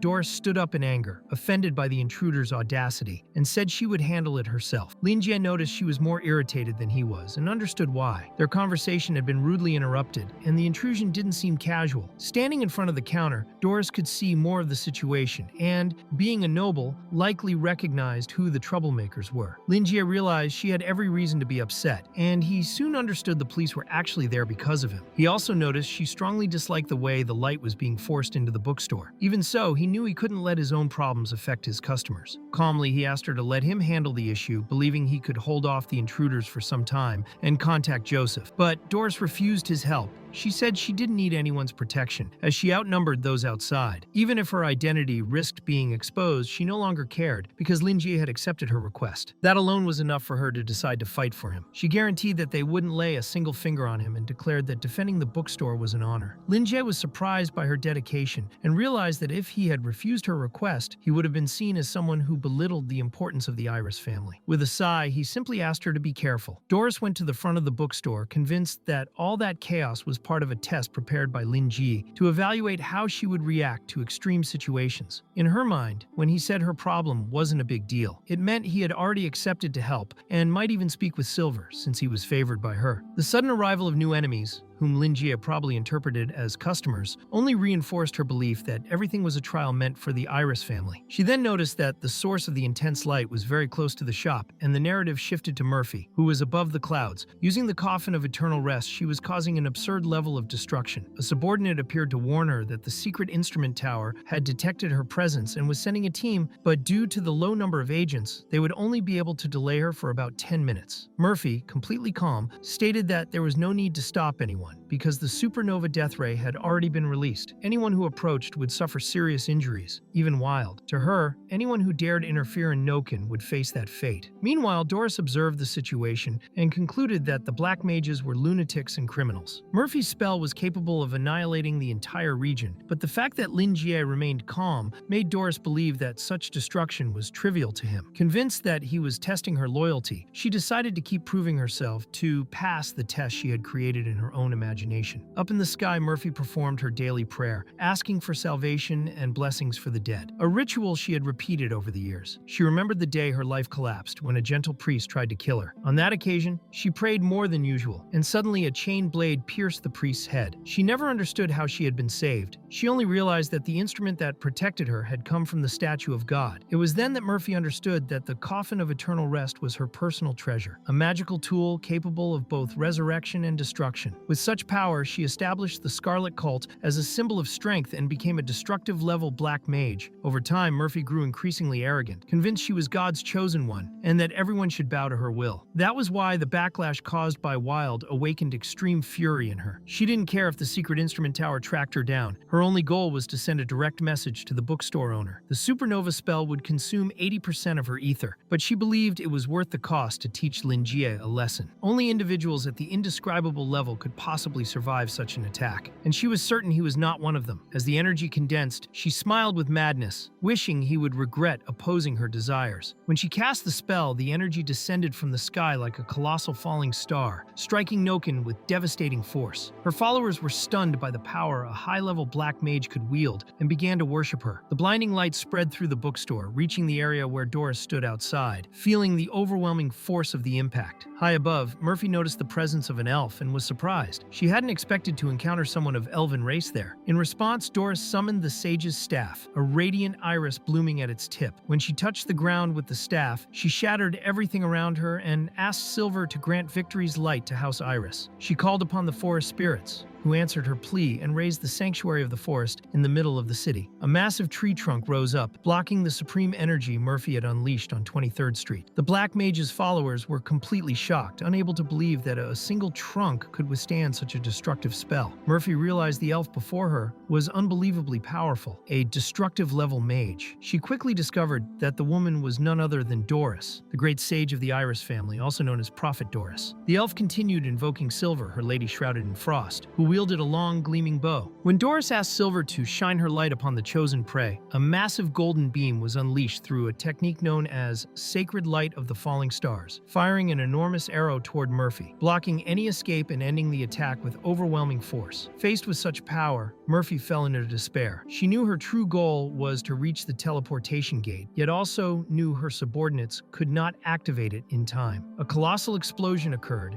and, even with her eyes wide open, Murphy could do nothing. The flash was so intense that she was forced to shut her eyes. When she regained her vision, all she saw were pieces of her allies' bodies scattered across the ground. She could hardly believe an elf was capable of such destruction, and now she had no escape. Although she believed her strength was close to Doris's, reinforcements were already on the way. The secret instrument tower and the Society of Truth would arrive shortly, leaving her no margin for error. With no options left, Murphy decided to gather all her magic power, planning to turn anyone who approached into fuel. The few surviving subordinates seemed honored, while she took advantage of the moment, even on the brink of collapse. Then a skeletal creature appeared, a Shantak, a beast of dreams. The coffin of eternal rest, controlled by Murphy, could revive dream beasts like this and force them into obedience. Her plan was simple: use the Shantak to invade the dream world and kill Lin Jie. But first she wanted to eliminate Doris once and for all. Doris, upon observing her opponent's arrogance and ignorance, already knew Murphy would die. While Murphy failed to comprehend the elf's murmurs, she expected the Shantak's presence to frighten her. But Doris remained calm and prepared her fleeting prophecy. She knew her bloodline, protected by the original witch, could not be easily threatened, and found it absurd that someone would try to use a dream beast against her. Murphy launched her attack, trying to strike Doris, but the elf considered the attempt pure foolishness. Suddenly, a mysterious figure appeared in front of Murphy, who froze in terror, unable to understand what was happening. Doris watched with satisfaction as shock spread across her enemy's face, while the Shantak itself shrank back in fear before its natural nemesis, the Night Gaunt. In that instant, Doris thought that perhaps in her next life, Murphy would understand that nothing was assured without the word of a true prophet. Meanwhile, elsewhere in the city, Lin Jie felt the ground shake. He wondered if it might be an earthquake or some natural disaster occurring in Noken. Worried about Doris, he ran to the window but saw nothing but a dark, fog-covered night. The city lights were out, giving the impression that everything had already been resolved. Just as he was about to leave, Doris returned. She apologized for the delay and said everything had been handled. She wanted to resume the conversation they had left unfinished. Lin Jie noticed she was pale and soaked, but she didn't seem tired. She carried a natural elegance, typical of nobility, as though she hadn't needed to exert herself at all. He remarked that the rain outside had muffled the noise of the commotion, which confused Doris. In truth, she had cast a powerful silencing spell and activated the forest sanctuary to contain any magical assaults. She found it curious that he attributed the silence to rain rather than magic. Doris then wondered whether Lin Jie was making a simple observation or hinting at something deeper. To her, all the problems involving Noken, hunters, black mages, the secret instrument tower, the Society of Truth seemed insignificant in the calm gaze of Lin Jie. The magical battle between her and another destructive-level mage, which was extreme in her eyes, seemed small and trivial to him. She understood that destructive-level black magic could break natural laws and cause devastating effects, good or bad. And yet Lin Jie stood there, tranquil, as if nothing had happened. This both relieved and unsettled her. He silently thanked the heavens that everything had passed without major disturbance, and wondered when the city's weather would return to normal. Linjie didn't want Doris to think he took advantage of chaos, even though he enjoyed the peaceful routine of his shop. Few customers, books to read, and warm sunlight. He only wished for better weather and believed that if everyone cooperated, things would improve. Doris, upon sensing his calmness, felt a chill down her spine. It seemed everything was under Linjie's control, and that frightened her deeply. Looking at the elf before him, Linjie noticed she was visibly worn from the rain and wind. Instead of simply commenting on it, he chose to show kindness. He offered her a cup of hot tea and suggested she rest for a moment. As he did, he silently wondered how to balance earning a profit and earning his customers' trust. He changed the subject, thanked her for her efforts, and showed concern once again, which made Doris feel a bit more at ease. Doris smiled, feeling comforted by Linjie's hospitality, yet tried to remain polite and formal. She knew any misstep could anger him, and her family's fate was directly tied to his decisions. As soon as she tasted the tea, her ears twitched involuntarily, a sign of how surprised she was by the flavor. She described the experience almost poetically, saying the taste was pure and natural, exactly as elves treasured. From what she knew of the humans in Noken, most preferred red teas with milk and sugar. That simple yet perfectly balanced green tea felt almost crafted specifically for her. This only strengthened her belief that Linjie truly was Madame Silver's chosen one, someone attentive even to the subtlest details. In her mind, the entire previous battle felt like nothing more than a test, and the fact that Linjie remained calm and good-humored meant she had passed. Grateful, she asked if they could resume the conversation they had left unfinished. Linjie agreed and said he could help with the Iris family's problems, but it would be a long and difficult road to regain their lost prestige. Despite his kindness, he was also considering charging a higher price once everything was resolved. Doris grew tense at the possibility, knowing that restoring the family's honor would be an arduous task in which any mistake could be fatal. Everyone involved would need to be fully committed. Linjie then emphasized that if she had no one she could truly rely on, she would have to rely on herself. He mentioned that he had once read something similar in an old heraldry book, a discipline nearly forgotten in that region. After obtaining a special permit from the Heraldic Society, he had even written a few works himself on folklore and ancient rituals, including a volume titled Signs and Symbols. Linjie handed that book to Doris and asked her to read it carefully, as it would be useful in the future. The moment she touched the book, everything around her changed. A strange energy filled the air, and suddenly she saw enormous creatures materializing before her. They were dream beasts, far too powerful to fight, even for her, a trained prophetess. For a brief moment, Doris thought she would be attacked, but she soon realized the creatures were restrained by an invisible force. They surrounded her, and then everything vanished. She found herself back in the bookstore, startled and trying to understand what had happened. What she had witnessed seemed impossible. The book had invoked a rupture into the dream world, with nothing more than a single exposed symbol. That seal represented protection, resistance, and balance, created specifically to restrain dream beasts. Beyond that, the book had thrown her into a state of deep premonition, something even the greatest prophets could not achieve without extensive preparation. Linjie explained that the book she held would serve as a guide to help her better understand the mission ahead. He asked her to memorize every important detail, as it would be essential in the future. He also warned that explaining too much would only confuse her further, since the book was simply a popular science work he had written himself. After that brief introduction, he suggested she read it calmly and ask him questions directly whenever doubts arose, as that would make learning easier. Doris agreed and promised to read it with complete focus. She was stunned. Normally, a prophet required centuries of preparation before reaching a state of premonition. And even then, when receiving visions from the Silver Witch, they came as symbolic, vague messages. Yet that book had thrown her straight into a profound state of premonition, and all because of a single symbol. The shock was immense. The power within that book was absurd. She began wondering how many secrets were hidden inside that volume, or perhaps throughout the entire bookstore. The feeling was like standing before an endless ocean of knowledge. Seeing the impact he had caused, Linjie remarked that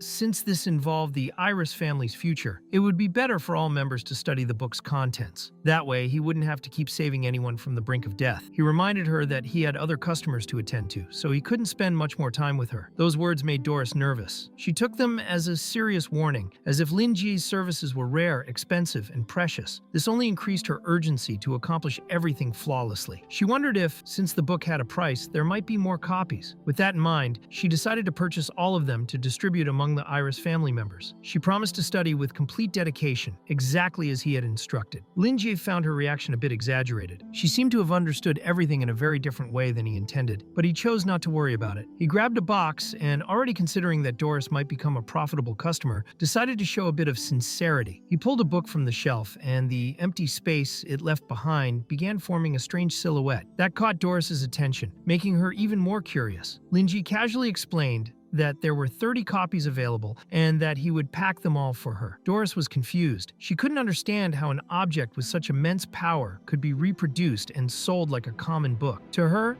Linjie's thoughts were completely unfathomable, worthy of someone with divine status. Next, Linjie offered her a small gift, some of the same tea he had served earlier. He said he was glad she had enjoyed it and that she would always be welcome in the bookstore. Deep down, he hoped she would visit again someday. Doris, moved, gave a sincere smile. She thanked him on behalf of the entire Iris family for the guidance he had given. Finally, she promised that if their lineage ever regained its former glory, the Iris family would submit completely to Linjie's will and gratitude. The scene suddenly shifts to Joseph, who arrived exactly where the bookstore was located, and he was clearly not happy. Seeing the destruction in the area, he assumed the perpetrators were nothing but lunatics. A green-eyed girl tried to explain that Andrew, a member of the Society of Truth, had informed them they were conducting a forensic magical study and had asked everyone to avoid walking through the area in order to preserve any traces of mana. But Joseph showed absolutely no interest in that study and, irritated, practically devoured the girl with his gaze. He pointed angrily at the surroundings, saying they had allowed a destructive-level dark mage to act freely in Noken, which he found unacceptable. He couldn't believe that this was the famous magical surveillance service the Society of Truth was so proud of. And if that was the best they had to offer, then it was the most ridiculous joke he had ever heard in his life. The Society members did not appreciate his words. One boy muttered that he'd like to smash a rock into Joseph's face if he had the courage, but his colleague explained that the retired Radiant Knight had always been this way, and all they could do was get used to it and keep moving the stones. Then Joseph appeared right behind them, startling everyone. Despite his anger, he seemed willing to cooperate with what he called idiots if it meant helping fix the damage caused in the area. He asked the girl whether the Intelligence Division intended to file a report. She informed her superior that they had discovered the bookstore had been the real target of the Dark Mages. But before she could finish the report, Joseph gave her a sharp look, and she immediately fell silent. He couldn't believe what he was hearing, and when he noticed the girl trembling into silence, she simply whispered that the Society of Truth had already left the area. Joseph's reaction was pure outrage. He demanded they call the team back immediately. At that moment, a young man crouched down and placed his hand on the ground, activating his forensic magic to locate traces of mana. Feeling the marks left there, he confirmed that the Dark Mages truly were lunatics, and he didn't even want to imagine what kind of spell of that magnitude they had cast inside the city. Moreover, the fact that the magical surveillance network hadn't detected anything beforehand proved just how serious the situation was. The young man was George Byron, 24 years old, a researcher from the Society of Truth. Despite being a civilian with no authorization for criminal analysis, he suspected that the Dark Mages might have developed a method to bypass the surveillance system, or that there was an infiltrator inside the society itself. George's specialty had always been logistical support for the alchemical tools used in the field, but now he found himself involved in a much darker scenario. Among the dead was the leader of the Scarlet Cult, known as Evangelista Murphy, along with several Dark Mages. Considering the scale of the attack, George believed it had been a large-scale retaliation by the cult, likely aimed at something that threatened their operations. One of the most probable hypotheses was the Tower of the Secret Instrument, as well as the Society of Truth itself, with whom the cult had maintained constant conflict. However, even with the recent alliance between the two organizations, the location of the Mirror Egg remained completely unknown. They were extremely cautious and immediately retreated via teleportation as soon as they achieved their objective. Even if captured, they would take their own lives instantly. Another cause for concern was that Evangelista Murphy continued creating zombies using her coffin of eternal rest. And although these zombies were weak, they appeared in large numbers and caused many problems as obedient puppets. In George Byron's view, the target of the retaliation had been a dissident group of the White Wolves known as Spider, an organization that intercepted Ryan's intelligence network and was under the leadership of their new commander, Jiji Shu. They had become a major threat to the White Wolves, even more so after the last battlefield encounter, which had been led by Murphy herself. The most surprising surprising part was that the failure of the operation had not been due to the lower ranks, but to top-level figures, such as the Supreme Leader Evangelista Murphy, who ended up dead in what was supposed to be an infallible mission. The attack had a clear target. All the spells had been aimed at the bookstore on 23rd Street, but the Scarlet Cult had always longed for the Tower of the Secret Instrument and the Hunters. Now George could not understand why the bookstore was involved in any of this. The scene shifts to the inside of the bookstore, and George is surprised to find it looking completely normal. Even so, as he approached the place, he felt a peculiar power emanating from it, drawing people in, and he was determined to find out what was inside. Before he could enter, Abraham Joseph grabbed his shoulder and warned him to stop. He wanted to know what the Society of Truth's young researcher was doing there. George found the question odd and replied that he was simply investigating the bookstore, which seemed obviously suspicious to him. He explained that his job was to find out what had happened in the area and that the person inside the bookstore was clearly of interest. George needed to provide answers to the Society of Truth and believed he was doing his duty. Joseph, however, felt the scholar shouldn't get involved if he valued his sanity. But George responded firmly, saying that knowledge is what keeps the mind stable, and sanity is something every scholar must preserve. He would not be dissuaded so easily. He added that although Joseph was a destructive-level knight and a respected elder, he would not tolerate being mocked about his lucidity by him or anyone else. Joseph knew that trying to argue with scholars was always a test of patience. Those hard-headed types, once they decided something, rarely changed their minds. Deep down, he even considered punching George in the face, just to shut him up. But ultimately, the Tower of the Secret Instrument still needed to purchase alchemical equipment from the Society of Truth, so he decided to leave the matter to Claude. Joseph then explained to George that the bookstore was classified as Class 1, which left the researcher utterly shocked. He couldn't believe there was a Class 1 entity in Noken without anyone knowing. Joseph clarified that the Tower of the Secret Instrument had recently classified the area as Class 1, but the Society of Truth's database had not yet been updated. He added that the owner of the bookstore was actively assisting in the investigation and that George shouldn't be foolish. He also mentioned that the owner likely wouldn't appreciate being interrogated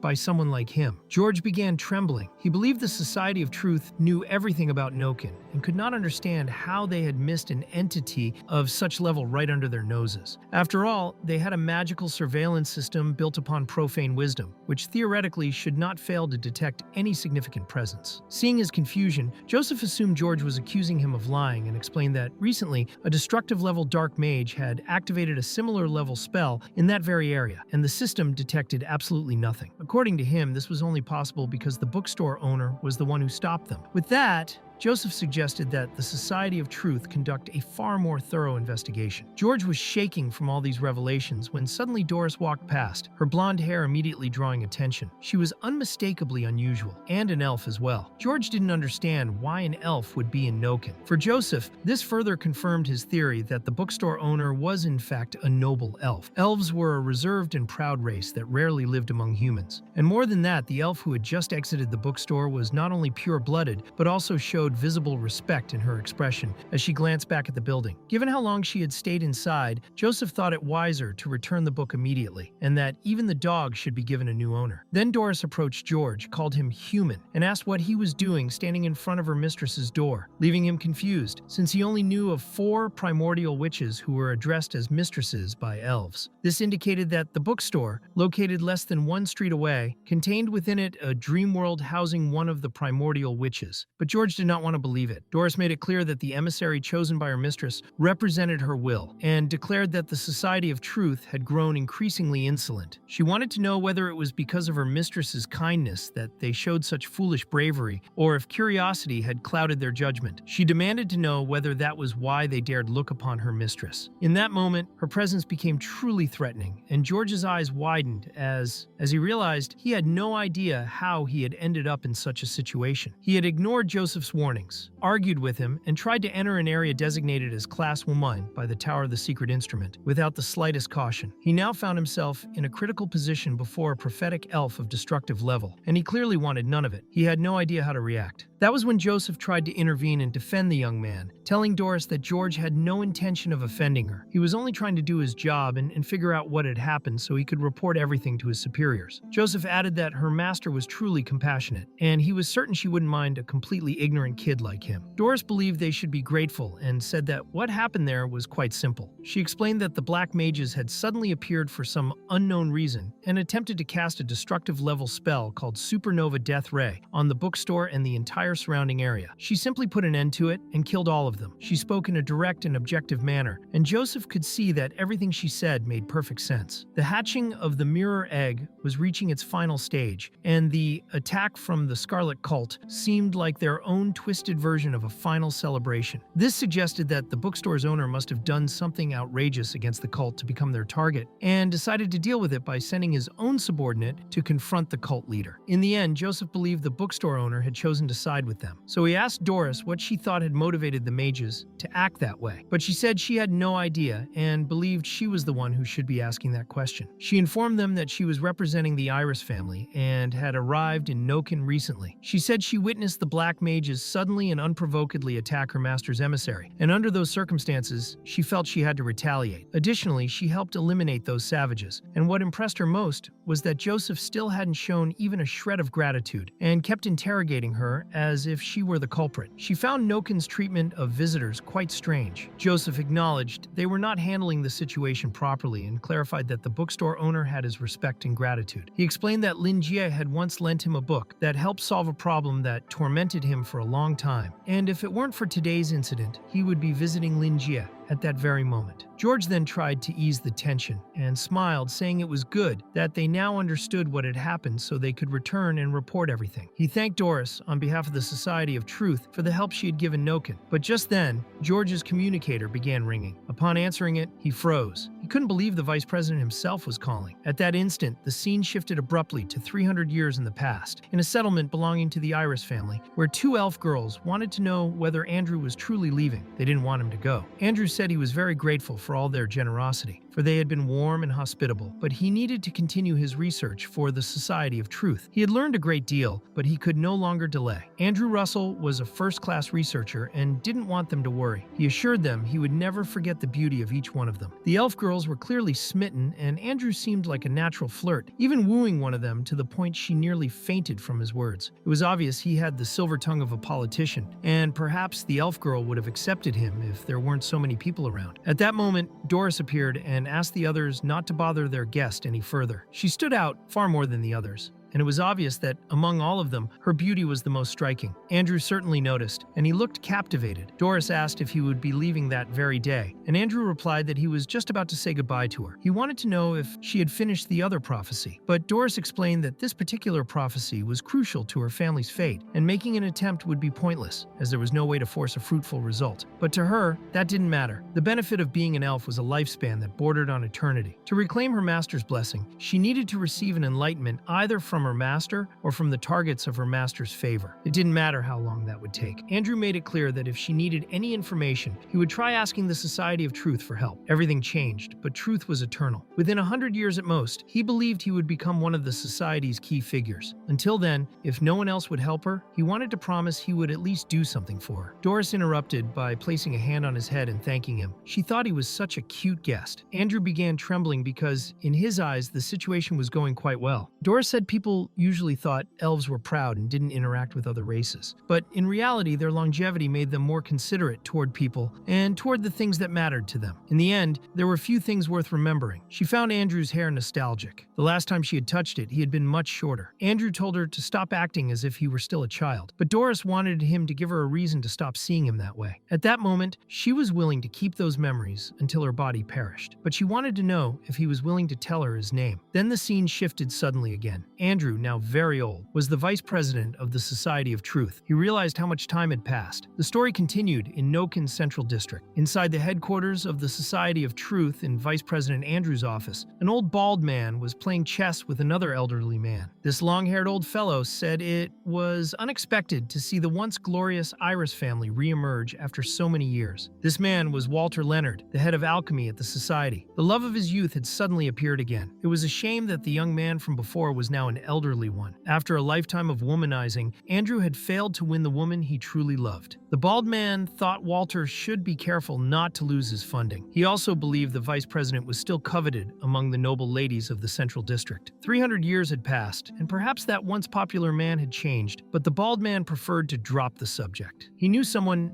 had recently accepted the bounty on Wild's head. That meant they were going to spend a lot of money again. The bald man's name was Raoul Feige. Walter was shocked to hear someone had taken the the mission. No one had accepted it for 200 years. He thought anyone who did was asking to die. Raoul believed Walter should leave the laboratory more often. To him, it wasn't so strange that no one had accepted it before. Missions like that were meant for the Radiant Knights of the Secret Instrument Tower. Radical justice, facing evil and protecting the innocent was their job. Raoul understood Walter's way of thinking, especially since Frank Wilde had become impossible to track for a while. No one wanted to confront him unless they were at destructive level. Not even his greatest rival, Joseph, would accept a mission like that. Walter believed that if anything went wrong, the person would be in deep trouble and gain nothing. It made no sense for someone at destructive level to still need money. It was like imagining a poor destructive level individual. Raoul explained that in any case, the funds available to each department were very limited because of that bounty. And that was why Walter's research project would become more and more chaotic and delayed. Walter was extremely irritated by this and began to insult Raoul's projects, saying that, in the end, only the interrogators from the tower ever bought his trinkets. Raoul tried to defend himself, saying that the brilliant work actually came from his subordinate, Hanson Gorsuch, and that he would be sure to pass along everything Walter had said directly to him. According to Raoul, Hanson would definitely invite Walter to personally observe when he began developing a new product. But Walter wanted nothing to do with that. He preferred to continue the chess match he was playing with his friend, until he realized Raoul was trying to distract him in order to cheat. Bald Feige denied it, saying Walter was falsely accusing him and that he still considered Walter his best friend. But Walter said that in the end, anyone could be his friend as long as they had money, believing Feige was nothing more than a ruthless and greedy schemer. Raoul insisted his friend was wrong and made sure to declare that his research was extremely useful. His plan, called Clay Idol, was in its final stage, and if he got the Philosopher's Stone, he could complete it immediately. All of it was only possible thanks to Doris's help, and the Philosopher's Stone taken from the Eternal Resting Coffin was far more powerful than anything the alchemical masters under Walter could ever create. Walter had heard that dozens of times, but the reports always came back with flaws, and a few weeks later, they were asking for more money again. Raoul tried to explain that this happened because the Philosopher's Stones were insufficient. The two began arguing, the tension rising more and more, but Walter, curious as ever, wanted to know who had taken the mission for Wilde's head, since Raoul still hadn't said. The bald man knew his friend wouldn't guess it, so he explained that this time it wasn't someone of destructive level. The one who had taken the mission was a hunter of dreadful level. The scene then shifted abruptly to a creature being struck in the face by a sword. A white-haired man wearing a mask was searching for something while cutting down several creatures. He barely knew which direction to go, but when one of them tried to attack him from behind, he found what he was looking for and sliced it in half. He looked at a paper in his hand and thought that he needed to finish this in order to reach destructive level. He was holding the document that contained information about Frank Wilde, and figured he wasn't a bad target. Raoul explained that his name was Burton Ackerman, a dreadful level hunter known as the Watcher of the Pale Night. He wanted to use that mission as a personal achievement, and during the normal test, he had reached destructive level after injecting contaminated blood into himself. That was why Raoul approved his request, though Walter still showed some reluctance about it. Then Andrew appeared, wanting to know what the two were talking about. Raoul asked if, at the end of his life, the vice president had dealt with the problem, but Andrew told them not to worry. He said 300 years had really passed, and that he was now very old. Even so, she looked exactly the same as the way he remembered her. Not even the way she spoke had changed. It was as if he were still inside a dream. Raoul believed all of that was probably due to the melancholy of reuniting with his old love. Doris was an elf and hadn't changed at all, and the bald man didn't understand what was so surprising about that, especially considering that Andrew had been a womanizer in the past and hadn't thought about her for even a second. For the sake of funding, he thought it best not to bring up the subject. Walter, however, wanted to know directly from the vice president what was going on in that bookstore, because he had heard that the Iris family had offered some sort of service to the shop owner. Andrew didn't like that insinuation at all and explained that the offer wasn't to the bookstore owner, but to the being behind him. He told the two old men that the Tower of the Secret Instrument had transferred the data to them and handed documents for Walter and Raoul to analyze. Andrew also delivered news that Walter did not want to hear. They had cut 30% of his department's funding starting the following month, which left Walter completely shocked and demanding to know the reason. In the end, Andrew made it clear that he would never believe Noken was harboring an indescribable level unknown entity, but Joseph himself had written that. They couldn't simply ignore it. Even if the entity was friendly, having something like that in Noken was problematic, though there was no need to rush. Walter didn't quite understand what the vice president meant, so Andrew clarified that Frank Wilde was also connected to that bookstore, and he wanted them to take Ackerman there so he could be their eyes. Walter understood that this was a way to verify whether it was dangerous to keep that indescribable level entity alive, but Raoul thought they should be more cautious. Andrew was aware of that, but stated that the priority was the magic mirror egg, and that was why he would allow Ackerman to go there. At the moment, it was the best decision they could make. He didn't deny that they were using Ackerman, but at least they wanted to understand how everything worked and what the shopkeeper's true motives were. Simply saying he was friendly wasn't enough. The recent incident made them all reflect on what they were doing. The purpose of the Society of Truth wasn't only to pursue knowledge, but also to maintain order. And whenever an organization became too authoritative and too powerful, it began to rot from within. The two old men understood that the vice president was trying to say there was an infiltrator inside the Society of Truth. Andrew knew the internal surveillance service had failed, allowing the Scarlet Cult and the White Wolves to escape several times and remain hidden until now. They would have to deal with that directly, or the organization's credibility would collapse. It was a price they couldn't afford. The vice president made it clear that he knew the two of them well and saw them as shameless old men who only wanted to stay idle. That made both of them widen their eyes. Andrew believed the Society of Truth's main problem was the failure in internal monitoring and wanted the two of them to ensure that would change.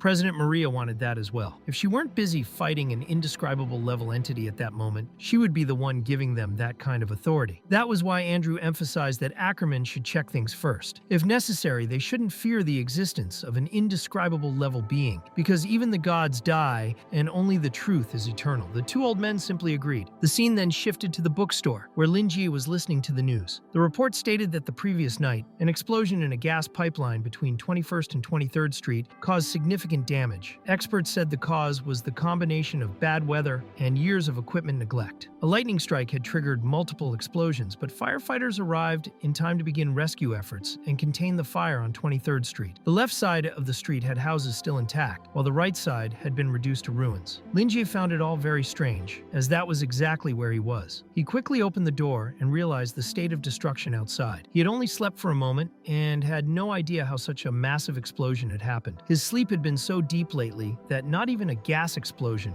had been enough to wake him. He thought nothing important had happened besides Doris's visit. She bought 30 books and scared off some people who seemed to be looking for illegal immigrants. Now in the morning, there was even a police officer standing in front of the shop. He thought life was bizarre, but the good part was that everything stopped right in front of his door. If it had been any different, his life in that other world would have already come to an end. He thought about Doris again. And before leaving, she had insisted on giving him a potted plant because she couldn't accept his gift with empty hands. He thought she was overreacting. She gave him a seed she claimed was very valuable and explained that it had its own consciousness and fed on desires. But he believed it was just one of her fantasies. Since she wasn't that old, she still had the heart of a girl who believed in such things, and he found that understandable. So he began watering the little plant, thinking it would be great for purifying the air. It could also improve the appearance and atmosphere of his shop. He hoped it would grow into something interesting. The little plant was already starting to sprout, and 1 week later, it became a beautiful rose. Linji felt like his week of hard work had been rewarded, as the seed had turned into a lovely flower. He had always wanted to grow plants himself, but they never lasted long. He finally succeeded with one, though he was still suspicious because it had bloomed in just a week. In his mind, roses were like bushes, so it was strange that there was only one flower. But Doris had told him it was a rare species, and he believed the plant had unique properties. In the end, she hadn't even said it was a rose, so it could be something different that simply resembled one. The flower grew quickly and seemed easy to take care of, which was great, since even someone like him, who wasn't good at gardening, could maintain it. He decided to display the plant's prettiest side to his customers. Keeping the bookstore nicely decorated, he believed,